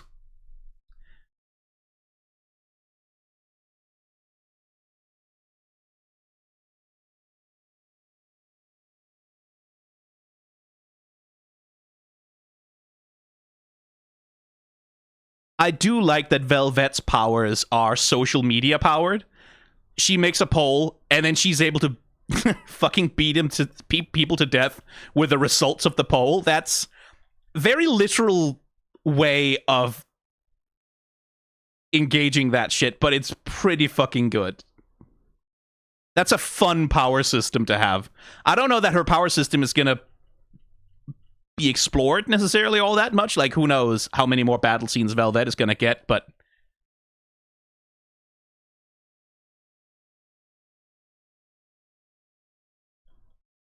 I love the curve. Look at, like, the fucking... It's not just that there's a black shield that comes up. We have this... It forms in this beautiful...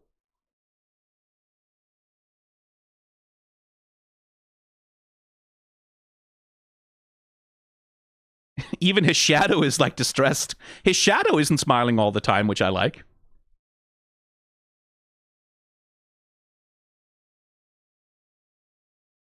Whee!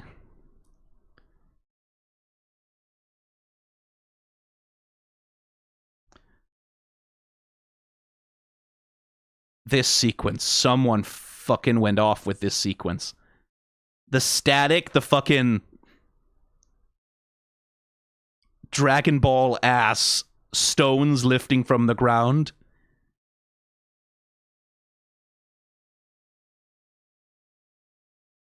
God, that's pretty. And it's so smooth, too.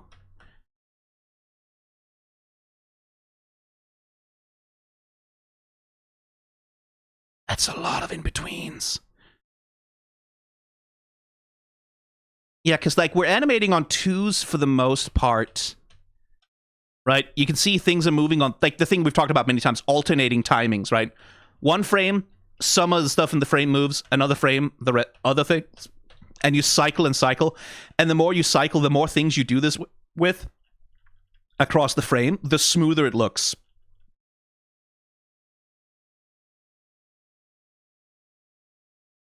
And again, animating on 2s, that's where most theatrical Disney movies would be for a lot of their animation, is animated on 2s. Like, this is high intensity animation. Animating on 1s is something that's relatively rare. It happens sometimes, but this, like, so for this little bit here, they really fucking, they put some juice into this. Same thing with all the effects animation. Like, it's really good.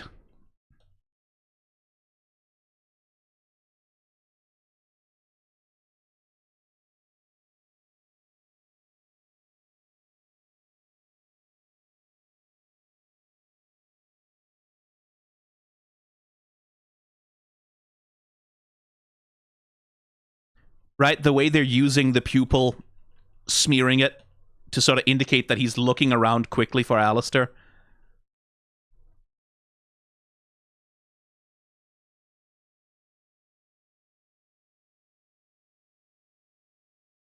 Also, I'm not homophobic, I just hate gay people. I know it's a joke, funny haha joke, but shit, man, I've met people who say that shit. There are people who say that shit unironically.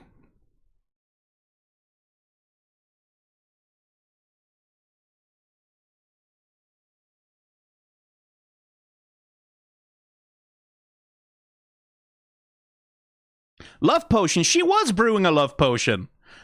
A date rape drug, one imagines. But yeah, no, she was. That's what she was doing. Okay. And I guess Angel Dust has a live show somewhere around here. By the way, I haven't talked about it much, but there's some fucking great backgrounds. Like, I love the looseness of them. I love the roughness of them. Like, there are bits and pieces of the stylizations that they use in the backgrounds that really put me in mind of, like, 1960s, 1970s cinematic animation. Like, that specific style, like, maybe late 50s as well. Like, that specific style of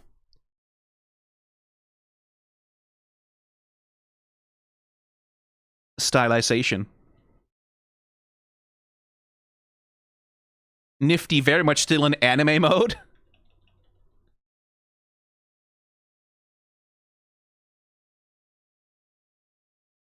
Oh, look who's hanging out in the background again.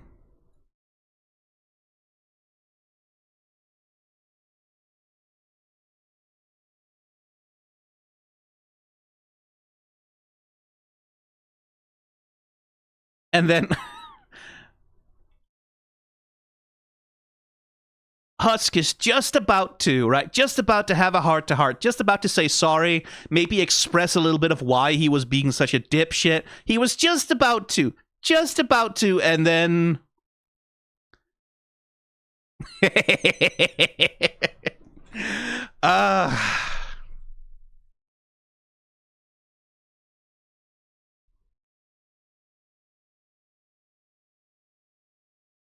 And it's especially funny when Husk is so happy to see Nifty. Look, he's so glad, and then it's just like, what?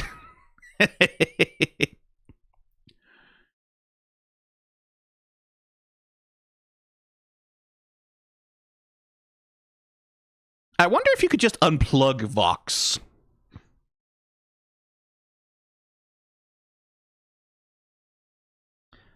Fellas, is it gay to tie up your worst enemy in electric tentacles and shock torture him?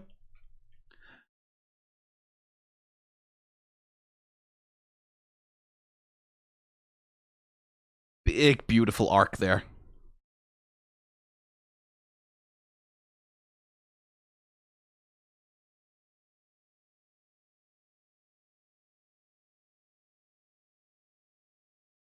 I mean, the fucking budget is... They put it here. They really fucking did. Like, they knew that this shit has to land. And my if it doesn't. Also, it's just... I'm not the one making this sexual. I need you to understand this. I need you to understand that when I make those, like, little haha sexy jokes, haha, the staff is kind of like his penis, look at it! For fuck's sake, I know! You don't usually think of opening someone's stitches to create a slit in them that you can play with. Like, I know, not the vanilla part of most people's sex lives, but you fucking follow some queers on top. Like, you'll see I'm right. I'm not crazy. You're crazy. This is...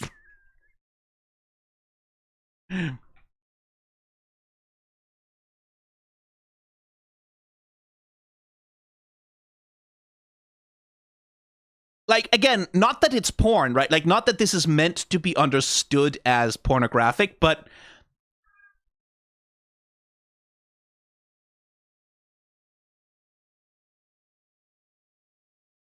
for people who are into, like, this specific kind of extremely fucked up toxic yaoi, this might as well be a sex scene. Like, it in terms of the imagery that's being deployed here, the bondage, opening someone's wounds, right? Like, seeing the other trembling, desperately trying to hold on to their composure in front of you. Like, it's...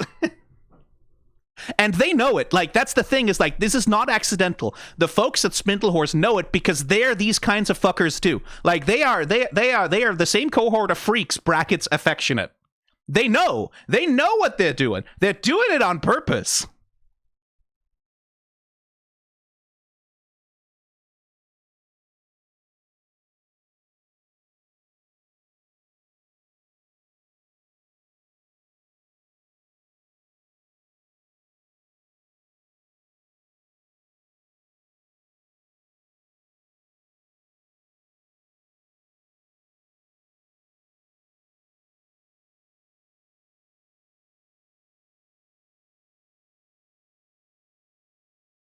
And here comes the cavalry.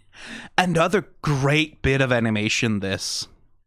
Look at the way Husk is bouncing a lot. Just don't clip that one out of context. The rest of them is fine. Look at the way Husk is bouncing on Nifty. Not out of context. There's so much management happening with, like, the secondary motion.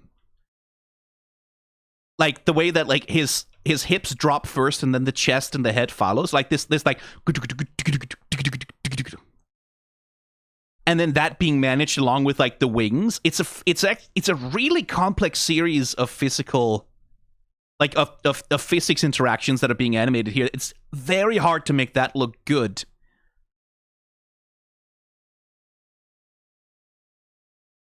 And it's impressive that they managed to make it look this good.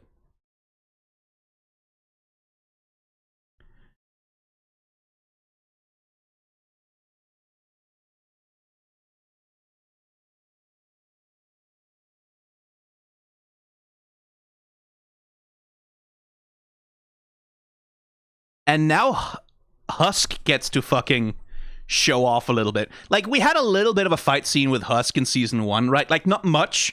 But here, like, much in the way that Velvet really gets to play with her power set there, now Husk just gets to... and he's fully Naruto running this shit, too, look.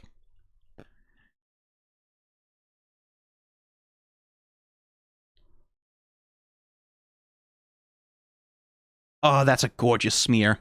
Like, he jumps into the air, and then in order to show him spinning into the air, we really just arc with the colors of his wings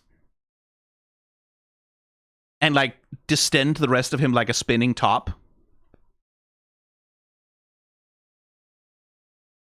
And use the tail to, like, really sell that spiraling motion, and then snap him out into the flying pose. Oh, it sounds like I got muted to the stream. Well, that's frustrating. Hang on. Give me just a moment.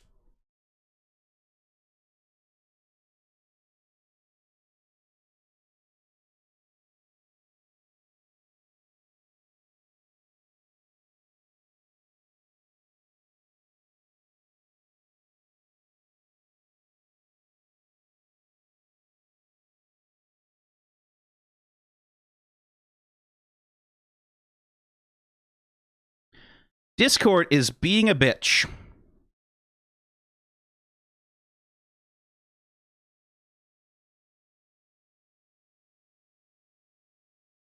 Am I audible again?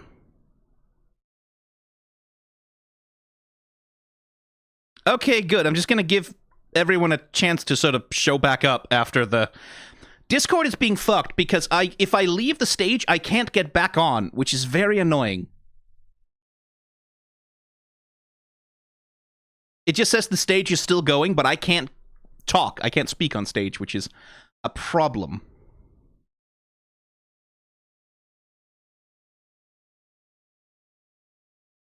Yeah, Husk now gets to really fucking show off his power set as well. I wonder if the cards are 3D objects? Maybe?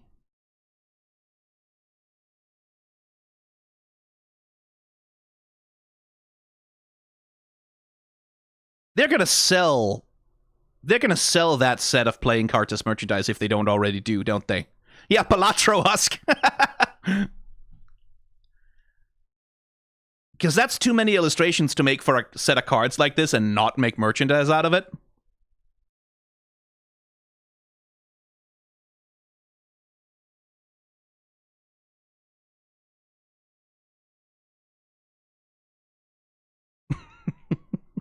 Valentino's worst fear, someone who's more of a sadist and masochist than he is.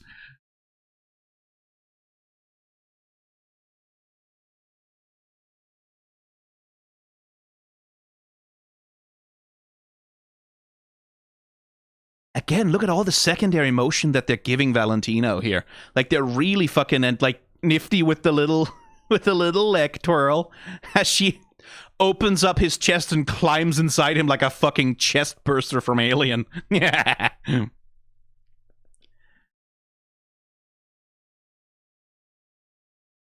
And speaking of chest burster,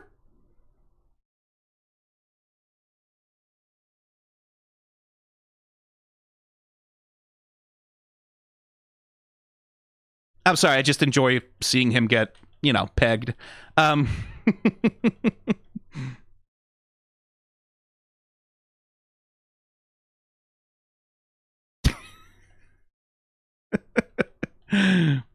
It's a nice little comedy beat, this, too.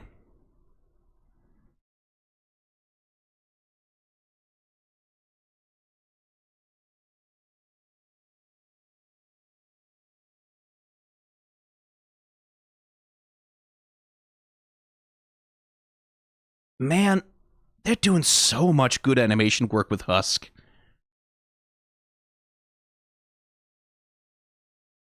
And I like we knew that his powers were card related, right? Like, we'd seen him use cards before. I like that it's just stage magic in general.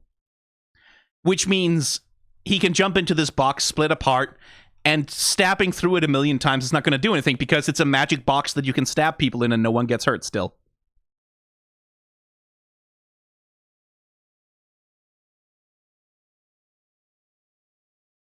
And Velvet fully with the fucking isekai magic system rotating sigils bullshit. I mean, in fairness, it's a very common anime magic system representation. They do it a lot in Frieren as well. But this is so fucking anime.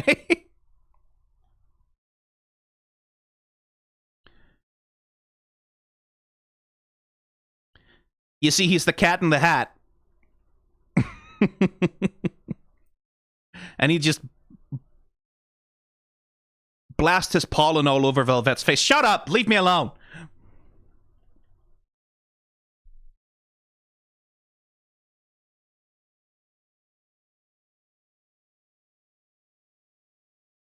It's immensely satisfying to see Nifty own Valentino like this, by the way. Again, so much good management of motion and stillness. That's something we talked about previously. Like, one of the hallmarks of good animation is an animator who knows how to be still, right? Like, when to use stillness, right? So here, we're setting up for the stab into Val's neck, right? And we're setting up for that.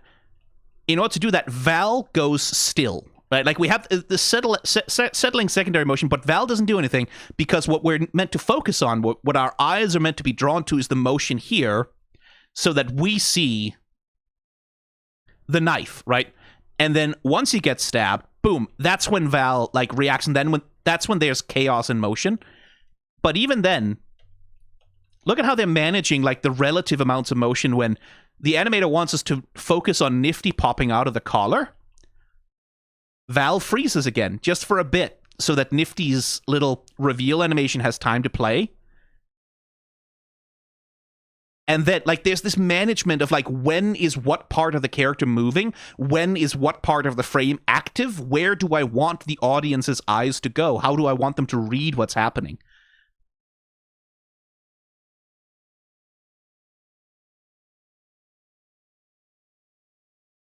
It's so, Nifty's physical acting too is so clear that she's like, yeah, she's half trying to kill him, but this is also just kind of how she flirts with people.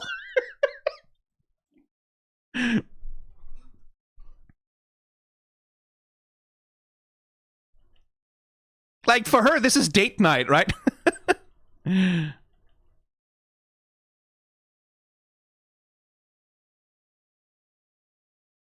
Val would be stupid enough to shoot through himself to get to Nifty, wouldn't he?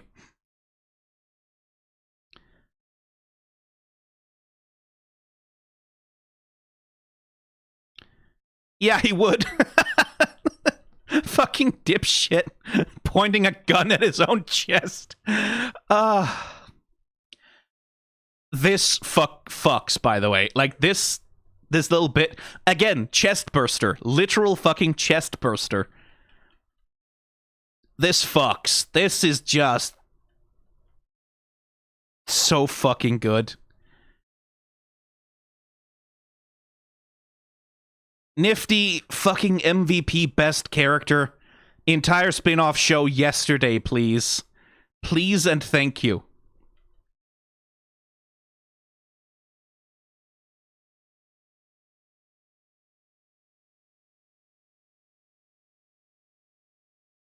I love her so much. She's so good. Again, for Nifty, this is just like, ooh, he's pointing a gun at me. Kinky.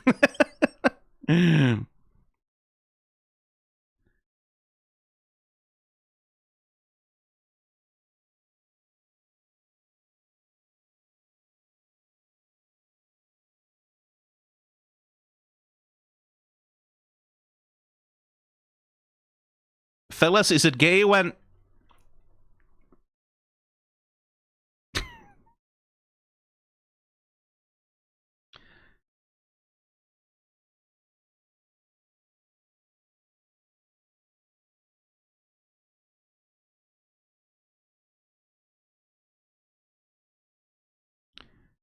And it is that thing, like, I like that Alastor's main power so much of the time is his voice, really. Right? Vox is so desperate for Alastor's respect or fear or whatever. Like, he's so desperate for that power dynamic that Alastor can just say, I have a proposition for you. Now or never. Little bit of FOMO, little bit of nothing, and Vox needs to hear what it is. He has to, right? The smart thing to do would be just rip Alastor's throat out, right? Like, just finish it. That would be smart, but he can't.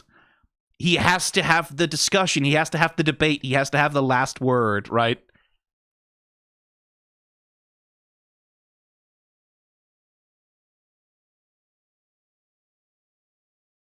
And that is Alastor's main power, right? Like, his ability to project an image of being more in control, more powerful than he really is, to have more to offer. Exchange for its O2 itty bitty. And the fucking character animator is having a lot of fun with Alastor here.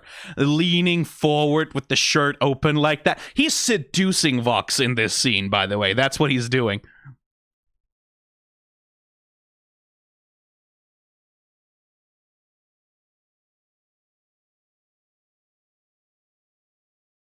This is flirting to them. Right? Those are fuck me eyes.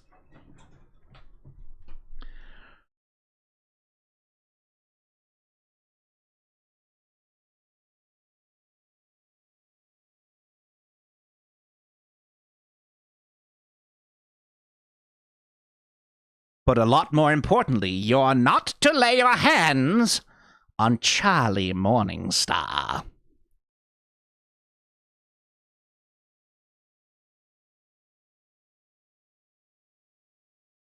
Heterosexually grabbing my bitter rival by the collar and pulling them closer to me so I can whisper at them heterosexually in a non-sexual manner. He's being a brat. He's being a fucking brat with him.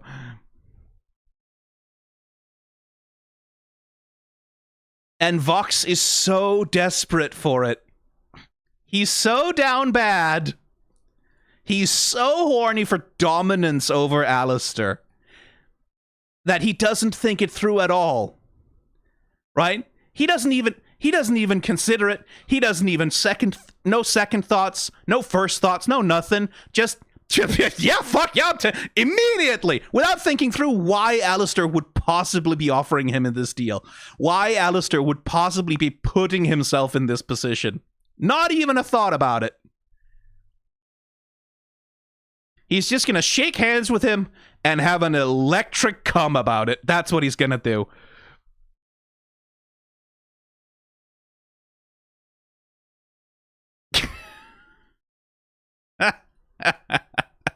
What a fucking sequence. Holy shit. All of the animators should feel so fucking proud.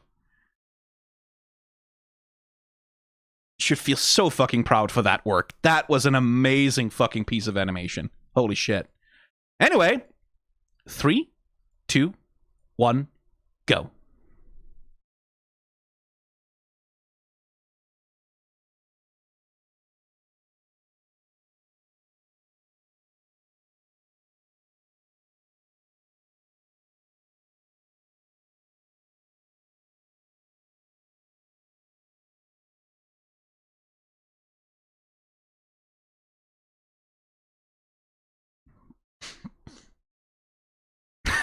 The fucking 3, 2, 1, pause. Oh, this fucking theater kid nerd ass little loser.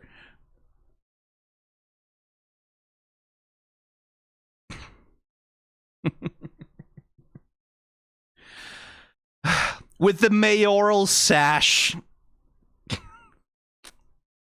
And the staff, of course, the staff. Oh, man. I mean, we see the shape of... The Vees are not going to be a united front by the end of this season, right? Like, I don't think that's a particular hot take. I don't think that's particularly insightful of me to say. Of course they're not. Vox's massive fucking ego, the same weakness that Alastor has, Vox's massive fucking ego is eventually going to push them away from him. Eventually, it's going to alienate them from him. Inevitably. Anyway, 3, 2, 1, go.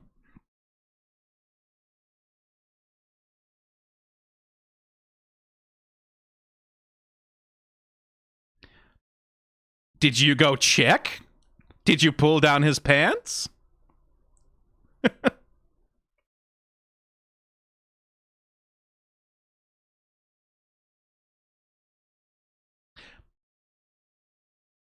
3, 2, 1, pause. Jesus Christ. Jesus fucking Christ.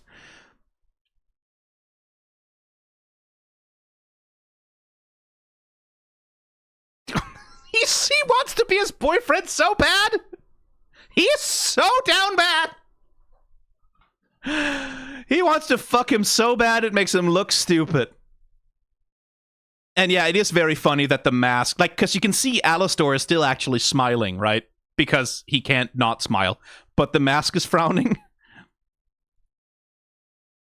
Because again, it's that thing, like, Alastor has this thing, never let them see you not smiling. Never let them see you not in control. So Vox is trying to take that away from him, right? That image.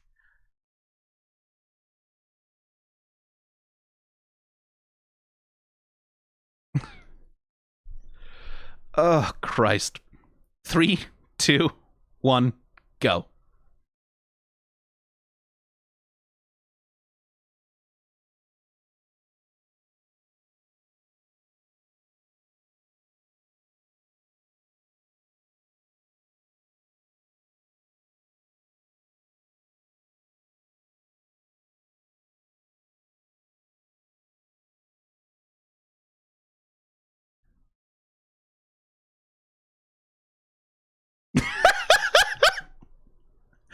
God, Vox, for fuck's sake.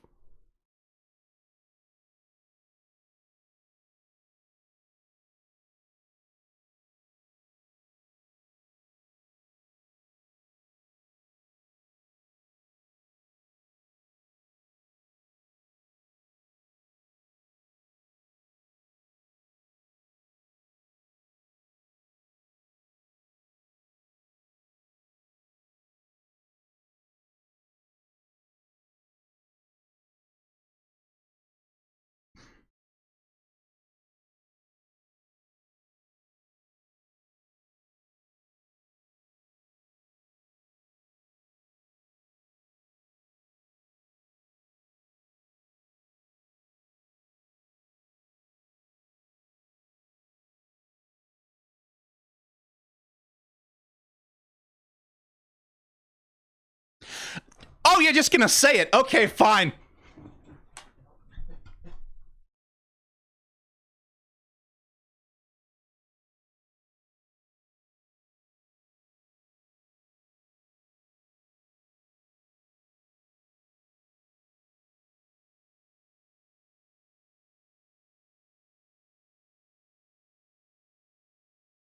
Are we getting more backstory? 3, 2, 1, pause. God, Vox is so easy.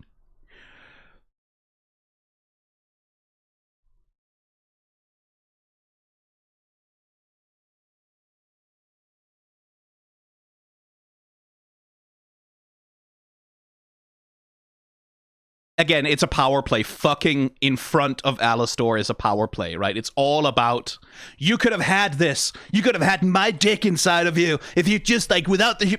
It's all about, like I'm so great, and I'm going to show you how great I am, including, you know, it's power play, right? It's sexual humiliation, basically.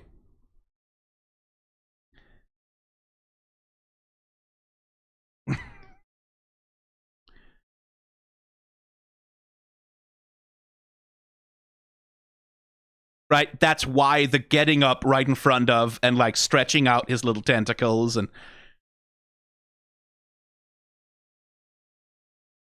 Wait. Oh, okay. For a second, I thought he had, like, hooves. No, he just has sharp toes, I guess.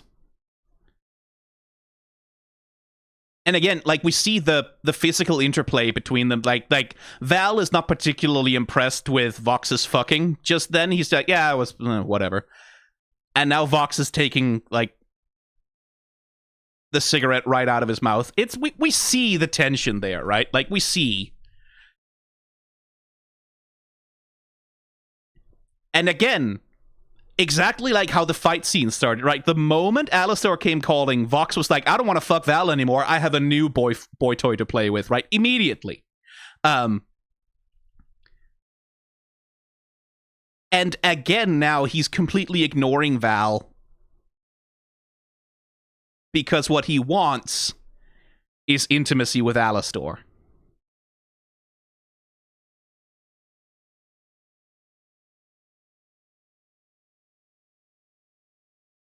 I know you feel it too, right? It's it is a fantastic scene of Alastor topping from the bottom, basically. Like, a brat completely giving the runaround to someone who thinks they're a dom.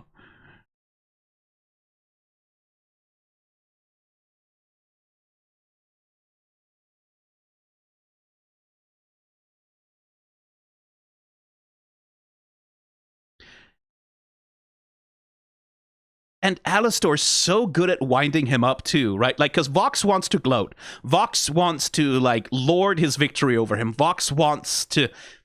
He wants Alastor to protest. He wants Alastor to beg. He wants Alastor to engage with him in some way. He wants attention, right? Vox wants attention. And Alastor knows that just by shutting up for a second, right? Just by not giving Vox what he wants, right? What makes the Princess and Hotel so great? Why are you giving up? And Alastor's just like, nah, nope, not gonna say anything. Because he knows that the one thing Vox can't stand is not getting people's attention, right? Being ignored. And the manipulation is so obvious to anyone who isn't, like, thinking with their dick in this moment.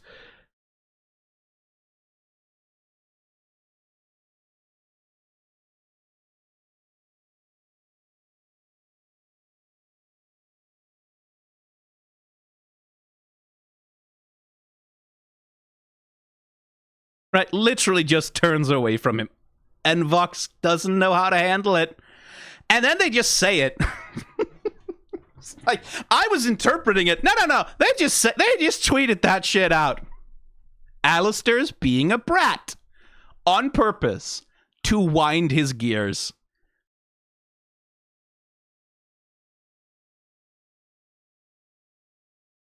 And then, like, when Alastor knows that Vox is, like, fixated, that's when Alastor makes his little play, right? You'd be nothing without the other two, right? Like, driving the wedge, playing on Vox's insecurities, right? Like, everyone knows Vox could never have, like, without those two backing, you couldn't even take me yourself. Like...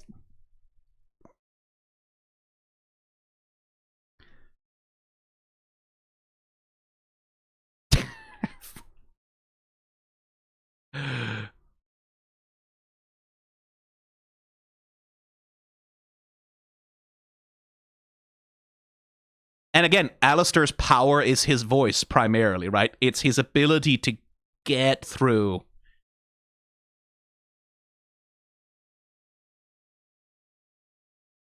And I really do like representing that by having his mouth, like, flash. Like it's responding to sound. Like it's a... What are they called? The little indicator lights on a mixing thing that tell you when the audio is peaking. That thing, that little thing, whatever it is.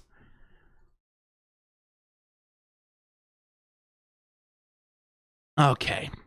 3, 2, 1, go.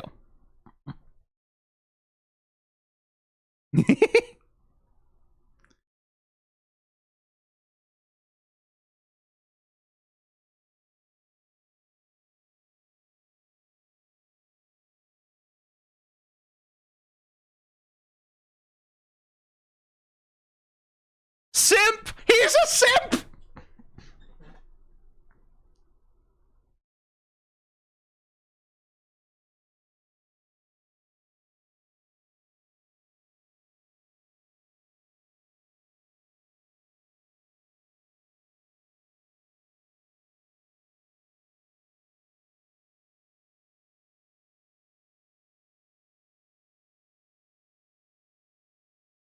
Ooh, I love that barkeep. It's a drinking bird.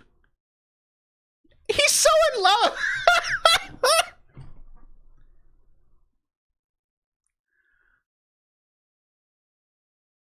Oh, song. Give us a song. Please give us a song.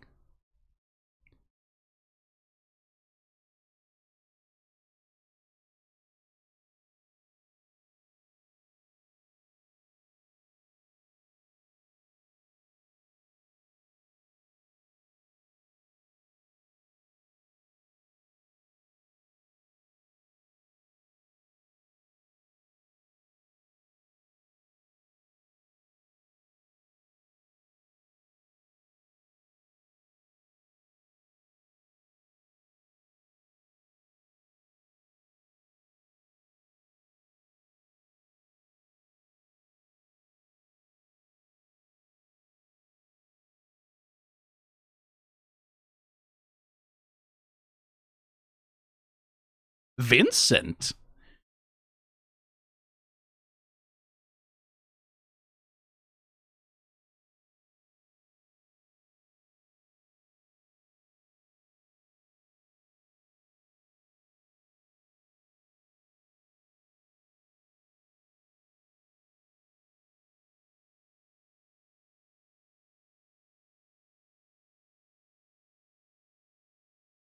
Thank you.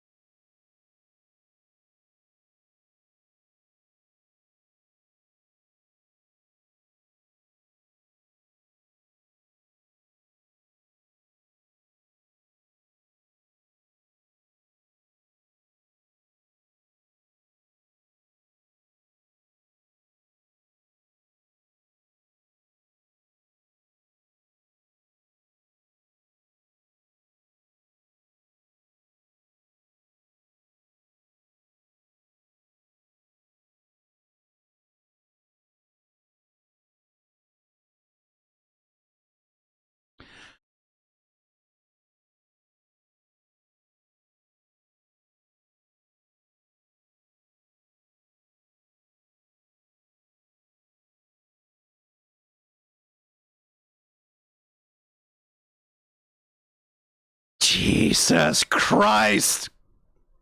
Yeah.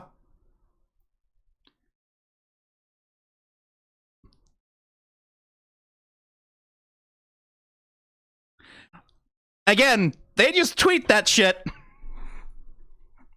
They just tweeted it. They just tweeted it. Oh, man. Little baby Voxy Vox.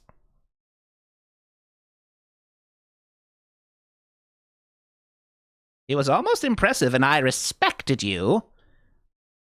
And you can see when Al says, I respected you. Oh, poor baby.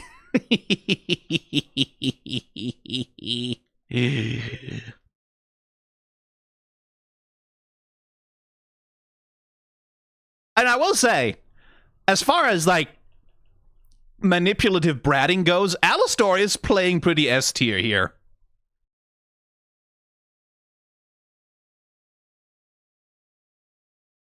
Like, dude is good at it. I won't say no. I won't say he's not.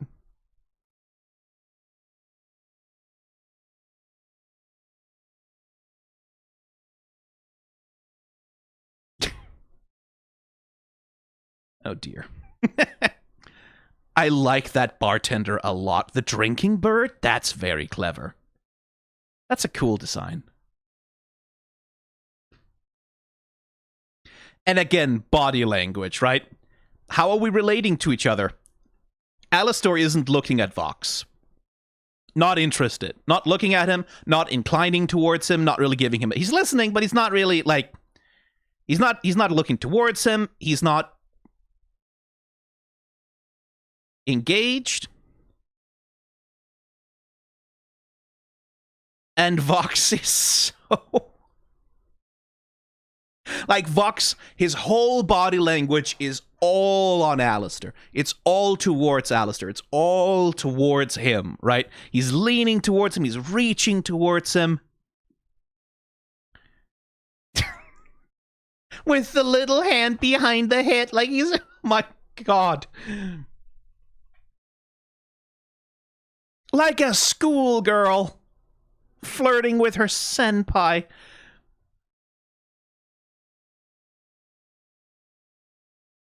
The little back and forth.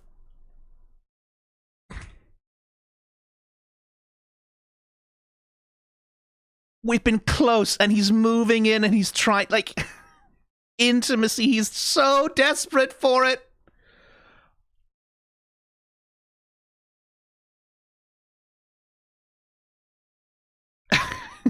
And Alastor's not like, he's not like treating him with disgust or anything, but he's leaning away, right? Like, he's like leaning away, giving him a look like, what's he playing at? Let's see where this is going.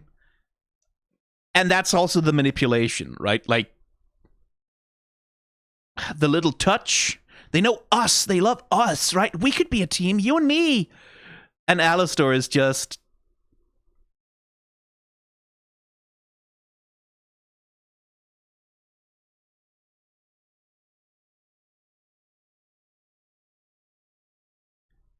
There is that little thing, though, that when Vox does the impression, Alastor does seem to find it funny.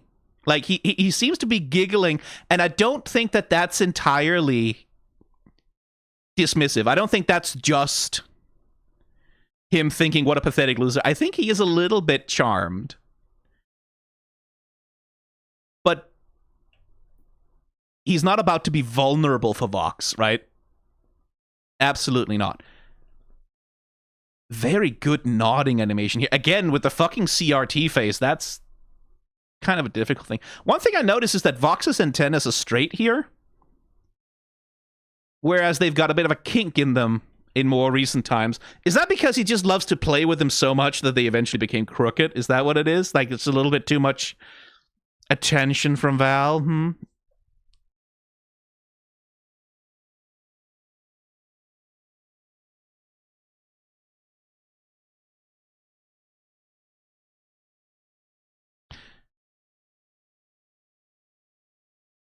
How I look at my best friend platonically. That's the look, kind of look with the head and the hands and the...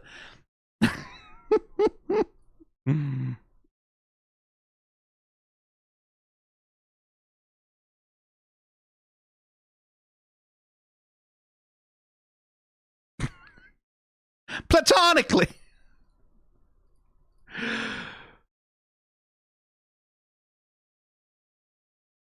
So, I've been thinking with the little, as he doesn't have hair, but he would be sweeping his hair behind his ears if he had hair to do it with.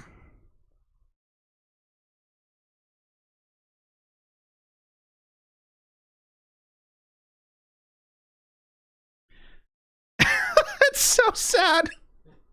It's so, I mean, I'm charmed by him. I think he's very, very cute, the poor little dumbass. The poor little bastard. It's so adorable, right? Like, notwithstanding that the dude was a fucking cult leader and fuck him, it's very cute. It's very hard not to have sympathy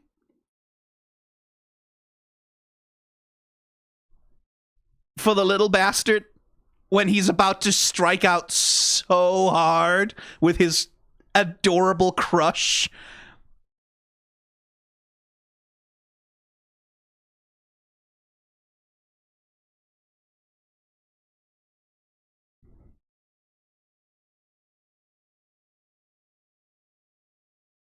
And it's such a power play from Alastor, right? Because Vox here admits a vulnerability. Right? Like, that's the thing, is like Vox here admits a need for someone else, right? Like, he needs Alastor for his plans, right? Like, he needs someone. And Alastor only has one thing he can do in response to that, right? He cannot be like, nope, I'm not going to admit that I need anyone else in my entire life. I cannot admit I need someone else. I cannot admit that I'm subservient to someone else. I cannot, like, absolutely not. That's not going to happen.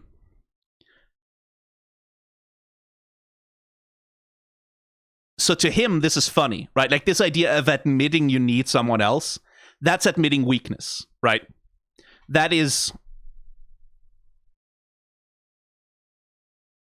giving up a vulnerability for someone else to use. And in Alastor's worldview, the only thing that a vulnerability is for is to use against people, right? And so he does immediately use it against Vox, right? Manipulate him.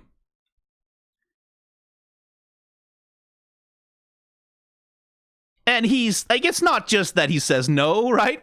It's that he's being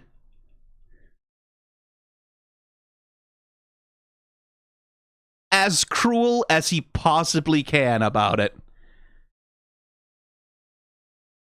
And I think that's probably at least in part because I don't think Alastor is lying when he says that, like, he perceives Vox as possibly an equal, in the sense Vox is a threat to him. Right? Alastor sees that Vox is someone who could become powerful enough to be a threat to him. And that's why he has to crush it, right? He has to crush his confidence. He has to fucking...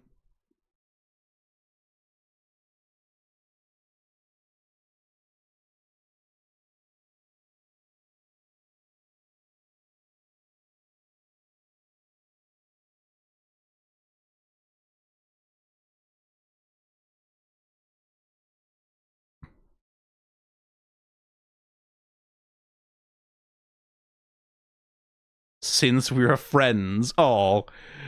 Friends? There are no fucking Joker-ass little bitch. Vincent, too.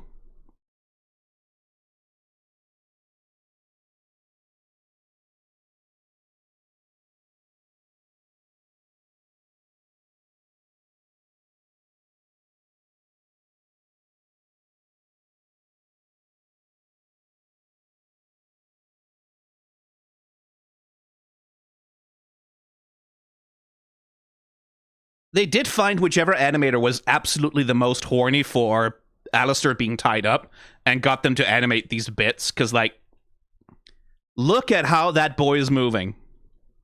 Look at how much fun they're having playing with the wires hanging off of him.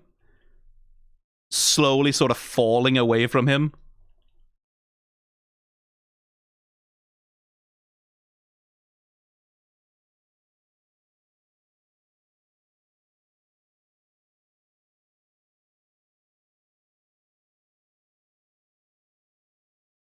Topping from the bottom. Absolutely. Topping from the bottom.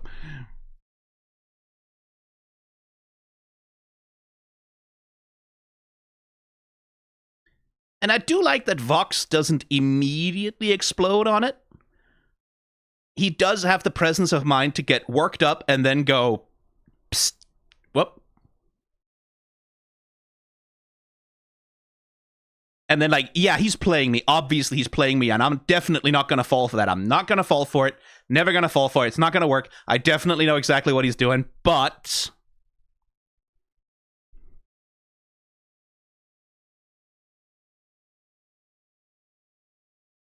Alastor knows it's working. Because Vox still needs, right? Vox still needs to posture. He still needs to stand there and project his big wall about, like, how cool I am and how much I've beaten you and all of that. Like, he still needs to. He still needs it. He needs it so bad. The one thing that Vox could do to completely defeat Alastor right now, the one thing he could do to stop all of Alastor's plans and completely take him out of the game, is put a gag over his mouth, put him in a cell, and stop thinking about him. Stop looking at him, stop talking to him, stop listening to him, don't give him attention, put him out of your mind, putting him in a dark hole, and leave him there forever. But he can't. He can't. He cannot let this boy go.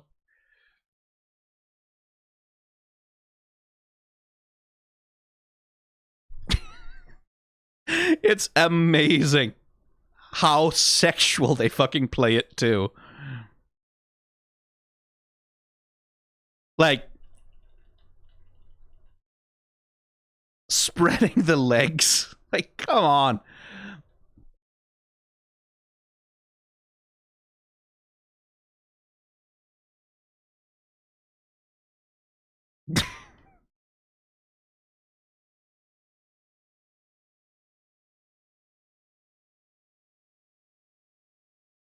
And I like it's interesting, the reprise here, right?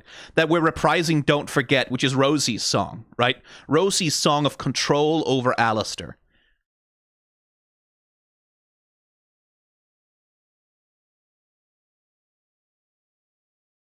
But it doesn't go the same way, right? Because unlike Rosie, who just simply could ignore Alastor, right?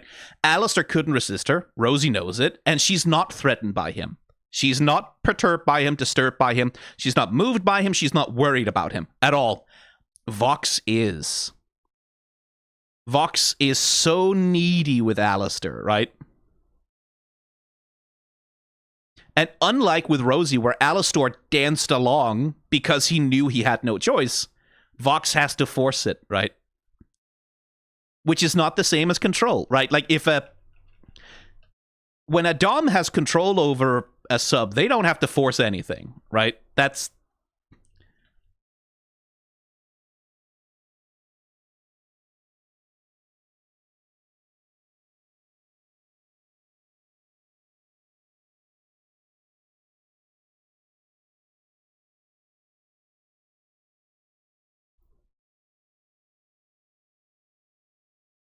The power play is delicious. It really is.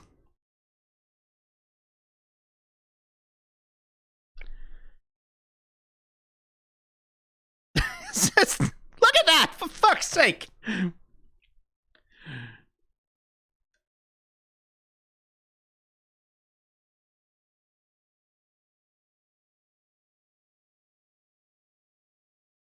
Good grief.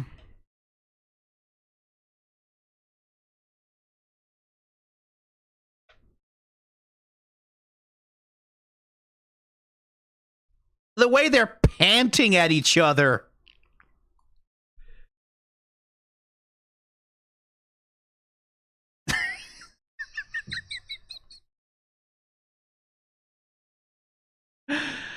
Jesus fucking Christ.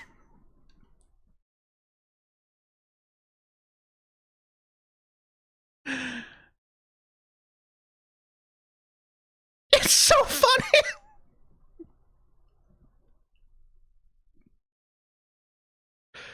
Props to the animators. Just...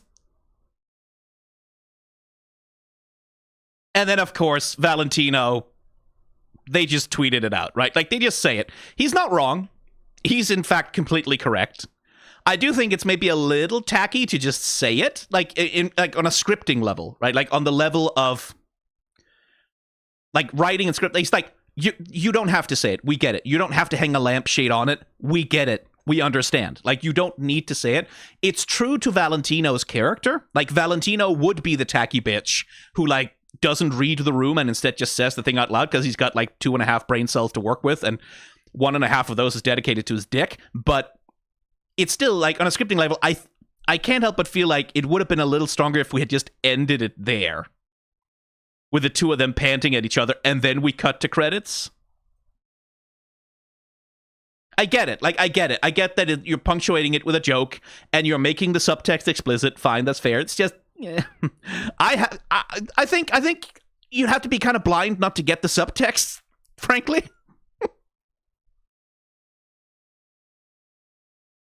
Oh, Viv herself was writing this one, huh?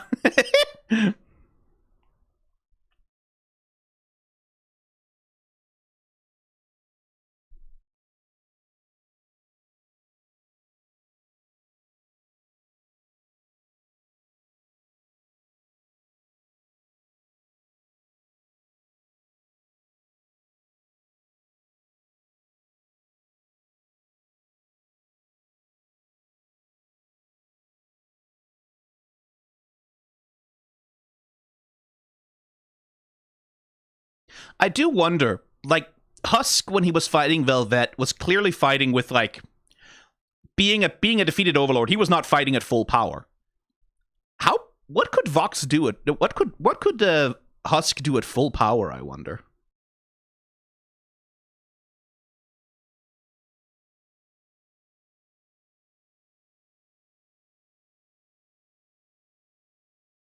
Wouldn't mind seeing him firing on all cylinders. I do wonder about that, like, if maybe at some point Alastor is going to have to be forced to set him free. And that's when we get to see Husk at, like, 100%.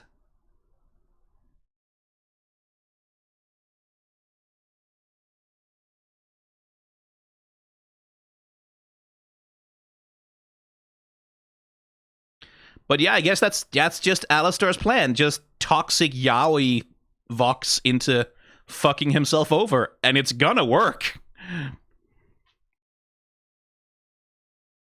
It's gonna work so easy.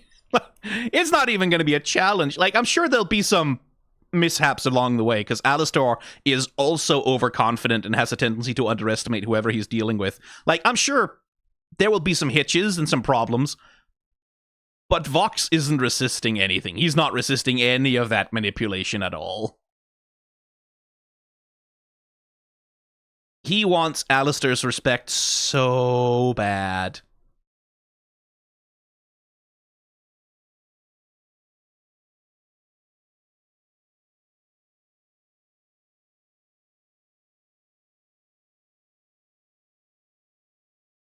He's absolutely gagging for it. It's insane.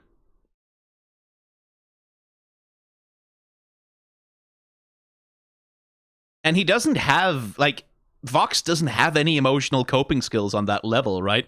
He cannot cope with being humiliated. He cannot cope with being rejected.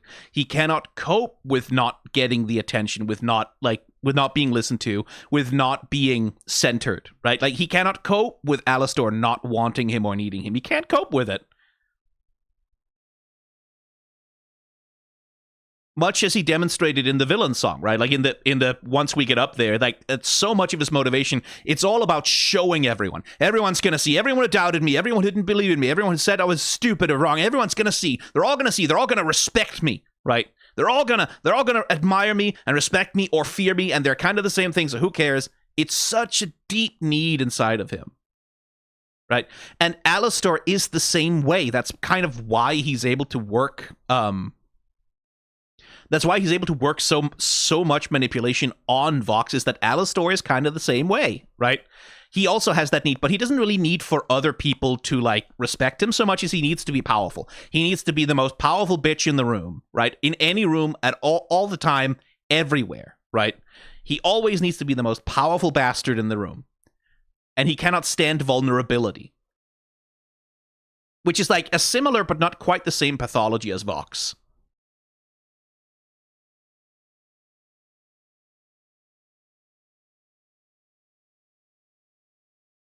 Which is why they understand each other so well, which is why Vox has such an obvious crush, obvious, deep, deep, unrequited crush on him.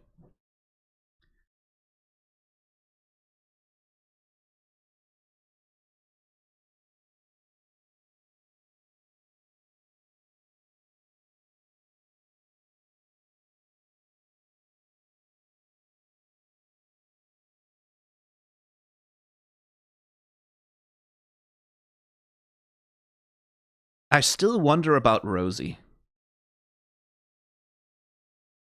I still wonder what her game is.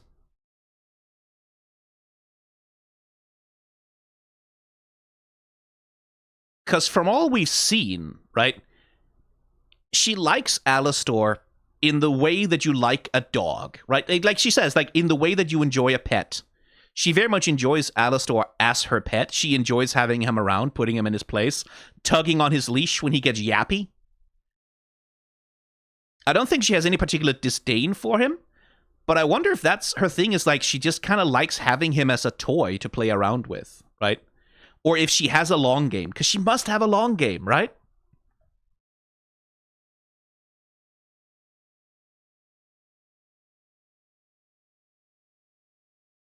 She must have had a reason to send him to the hotel, to force him to go off the air, right? To use him to do all these things. It must have been in service of something.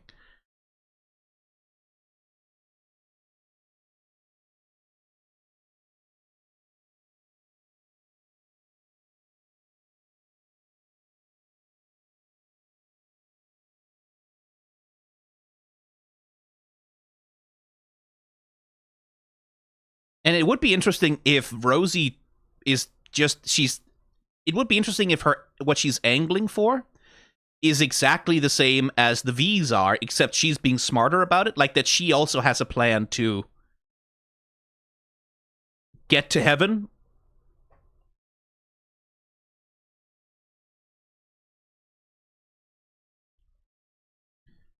People are asking to rewatch the final sequence. We can absolutely rewatch the final sequence.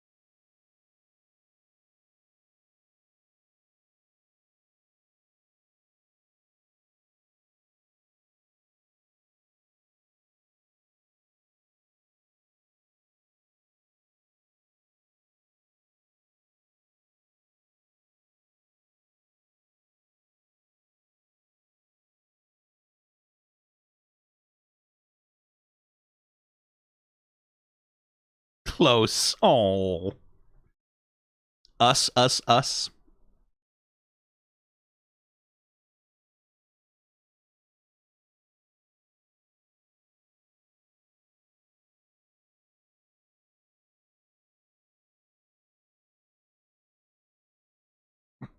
The little sparks.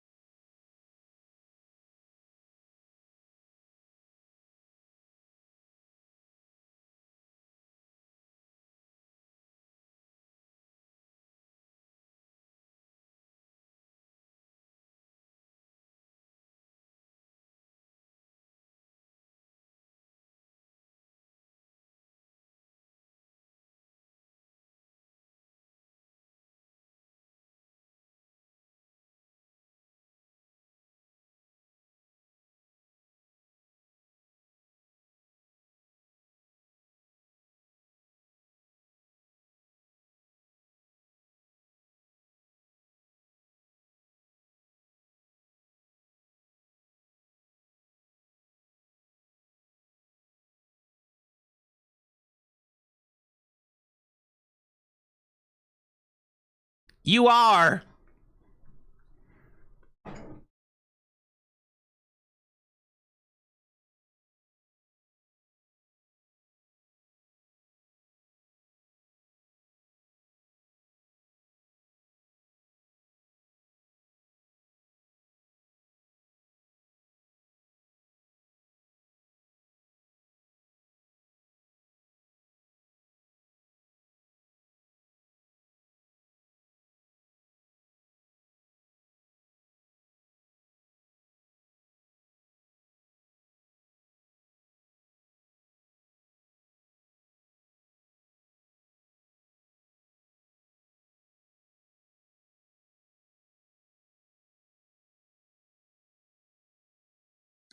the fourth wall break of talking about him losing his marbles in Act 3 and looking directly at the camera.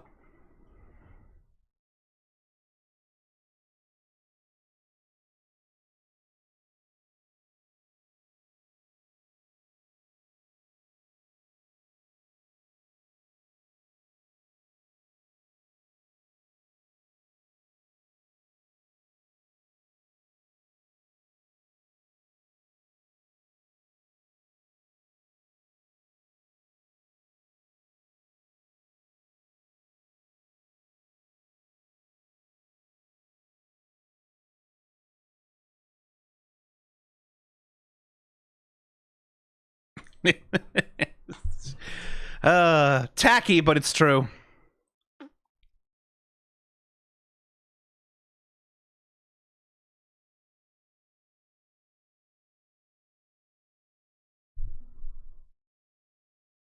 What's with all the sevens in chat?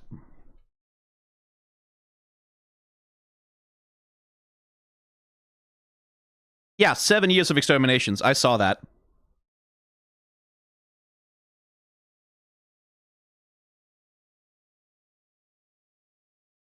Which is interesting, because... Hang on. Do I still have... I think I still have it. No, not here.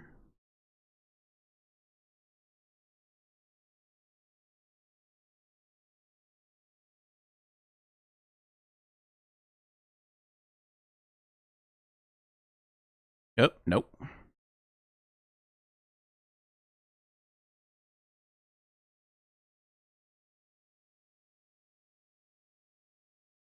Just gonna check.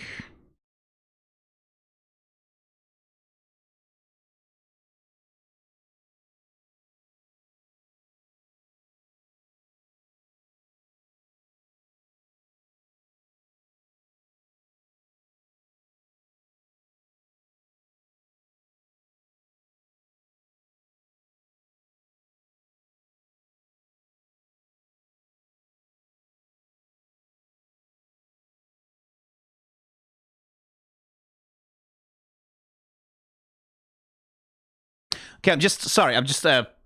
if you're watching this on YouTube, you're not seeing any of this or hearing it. I'm just looking at the intro for episode 1. Yeah, and as far as I can tell from the intro there, they don't mention that it's been only 7 years of exterminations. The way they present it there, more or less, is that the exterminations have been a thing for ages and ages and ages, basically.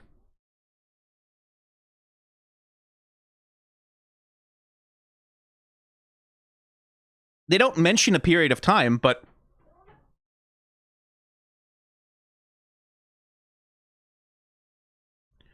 the implication is that that has been like a constant...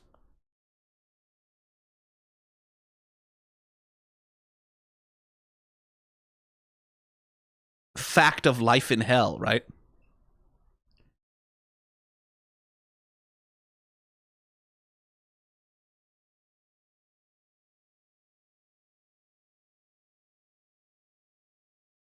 The same angels that made it their whole thing for 7 years to kill. I did catch that. I just didn't want to...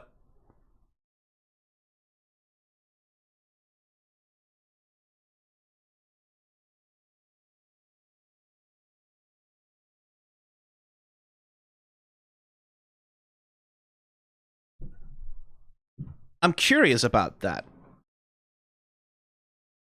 Because it feels like, again, because the whole season 1 felt like it was premised on the extermination being a permanent, constant feature of life in hell, right? Like, constant. It's also odd when the express purpose of the extermination is to prevent an uprising from hell by culling the number of sinners, right? That's what it's for. They started doing that when Lilith disappeared, which sort of implies that she had something to do with it.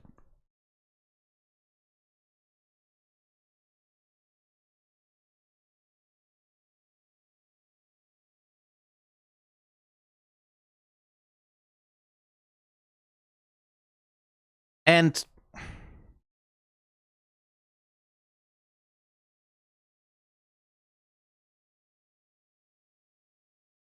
like, but it's weird that like they send them like after 10,000 years, all of a sudden it's like, oh, now we're gonna kill X number of thousand people in hell, and they're doing that for only 7 years at this point. Rather than that being like a constant thing, of sinners pour into hell, it threatens to become too many of them. They sent like that. That's not a constant cycle of back and forth of what's happening. It's odd.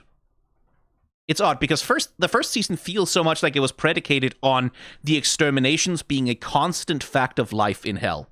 Something that all the sinners in hell just knew, like, yep, that's every year there's an extermination. Maybe you're lucky and you survive, maybe you don't. Like, that felt like it was part of the premise because that's part of why the sinners are so hopeless, right? Like, what's the point of trying to be better? What's the point of trying for redemption? What's the point of trying to fix anything? Every year there's an extermination. Half of us probably die. So what's the point in trying to, right?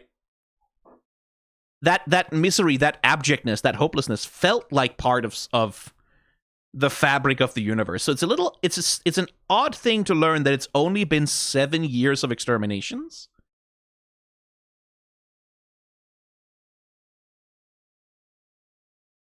It feels like a way to soften Sarah's ability to redeem herself. 7 years is more understandable than annual exterminations for thousands of years. Yeah, but yeah, I don't think that's why. I don't think it's just to make Sarah redeemable, because, like, genocide is genocide, man.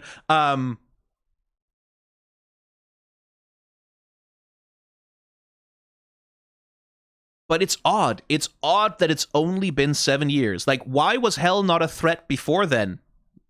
Right? And again, that implies that Lilith had something to do with it, that Lilith disappeared, and that somehow she was the one who went to heaven to make a deal for the purges. But what could she possibly gain from that, right? Like, what's the...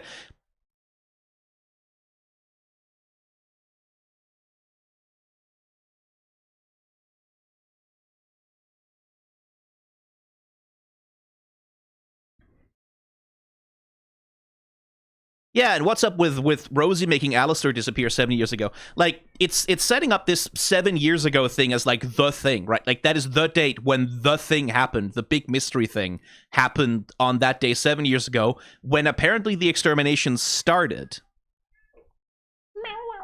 Yes, I know. The boys are in my office right now waiting for their food.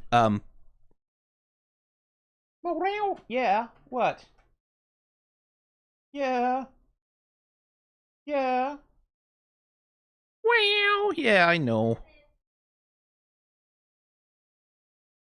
And how does Rosie have power enough to make Alastor the most powerful sinner? Yeah, that's another thing. That 7 years ago date is really like the big mystery box here, right? Hi. Well, yeah, okay, hello. Hi. He's... Hi. No, no, no, no, no. No, no, no. No, Apollo. You don't get to climb on me and then just leave. If you climb on me, you give me cuddles.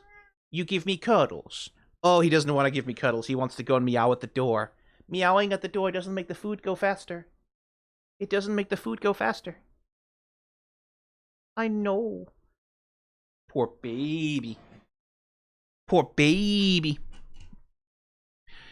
It's odd. It's odd that it's only been 7 years. Like, I guess it's possible that Katie Killjoy is wrong, right? But why would she be?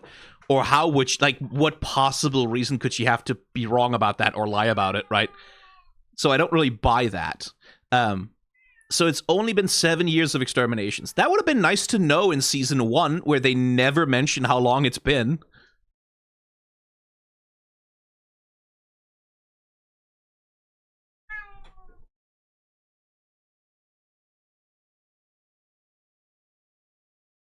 Like, what does anyone gain from it? What would Lilith need so many sinners dead for?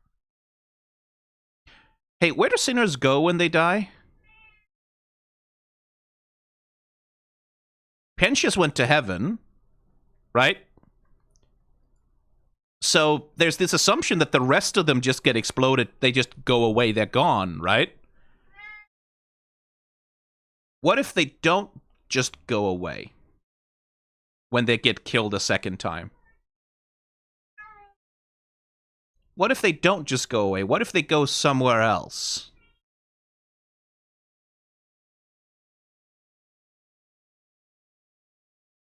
And what if there's a way to draw power from that?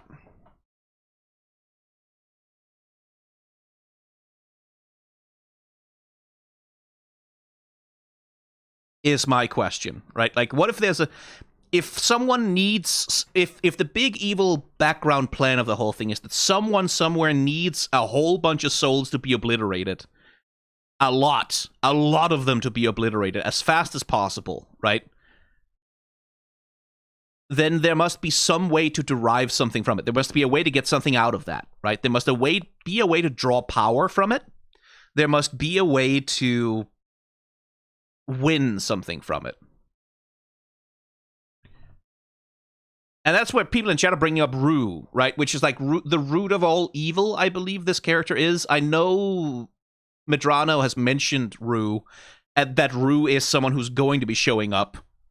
That would be my read on it, based on the fact that this is apparently a new thing. It's some kind of plan to empower maybe Rue, if she's like the final villain or the final boss or whatever. It must be something. Like, Lilith must have some kind of fucking... If Lilith is responsible for this starting, like, if her leaving coincides with the whole thing starting, so if she has something to do with it, she must have a reason, right? She must have something she wants to accomplish thereby, not just sitting around on a beach sipping Mai Tais. That feels a little bit odd as a character motivation.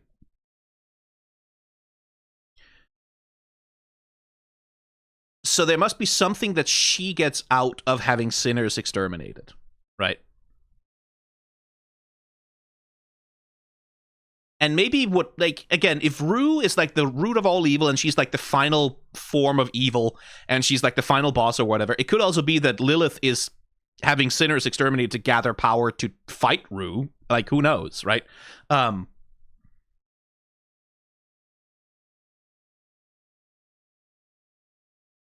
But it's an odd thing. Like, again, I had very much, before coming into this episode, assumed that the genocide, like the extermination, was this immutable, constant fact of life that has always been this way, right? It's always been this way since the very beginning of time, basically. It is just something that cannot be changed, and Charlie is the only one who has, like, the strength of vision to stand up and say, no, this can be changed. Something can be done about it, right? That was my read on what her story was, is that she's the first one in the last 10,000 years, or the first one to change this town, right?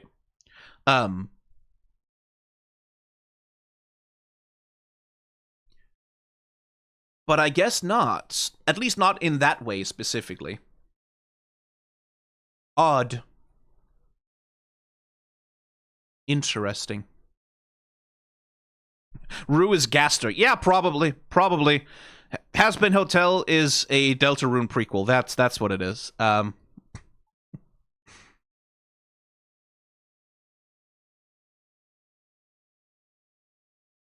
What a fucking episode, though. Like, Jesus Christ, a lot of shit happened in this episode.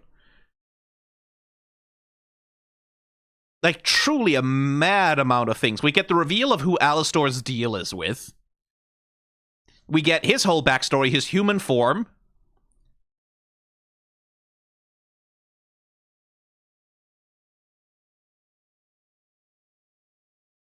He does this just because.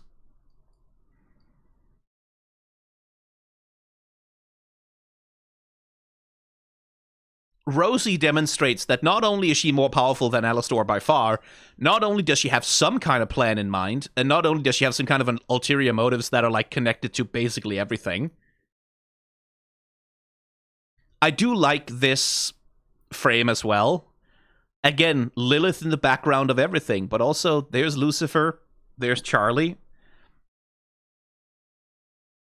I can fix my own problems. And like, the juxtaposition here is interesting. Nifty gets a fucking anime theme song. Just because of, fuck it, why not? and then absolutely fucking ham on the anime battle sequence.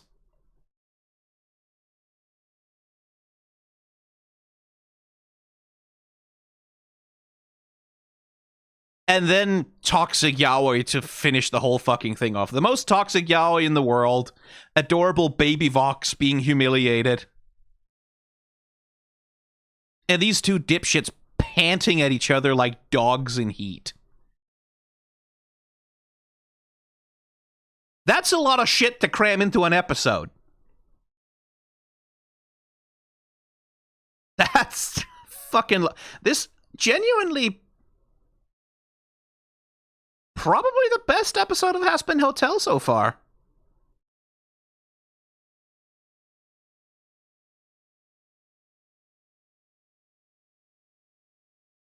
Like, just in terms of managing to have that much in it and make it balanced.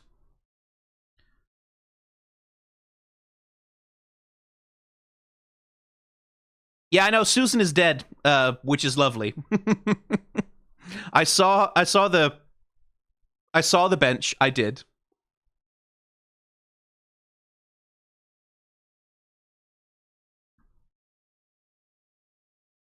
Or maybe it's just a prayer and a hope that she will.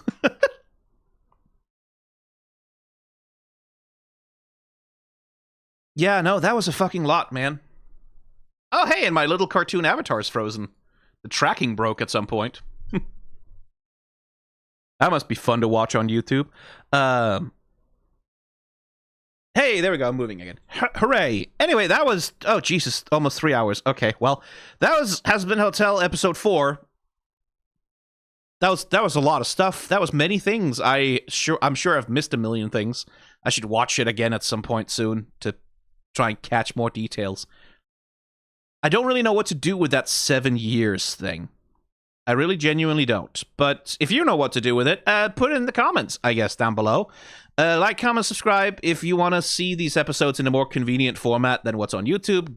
Membership, Patreon, do whatever if you want to. You don't have to. And I'll see you here back again in a few days, probably a week, in some amount of time for more Hotel Has Been is what I'm going to do. So, bye.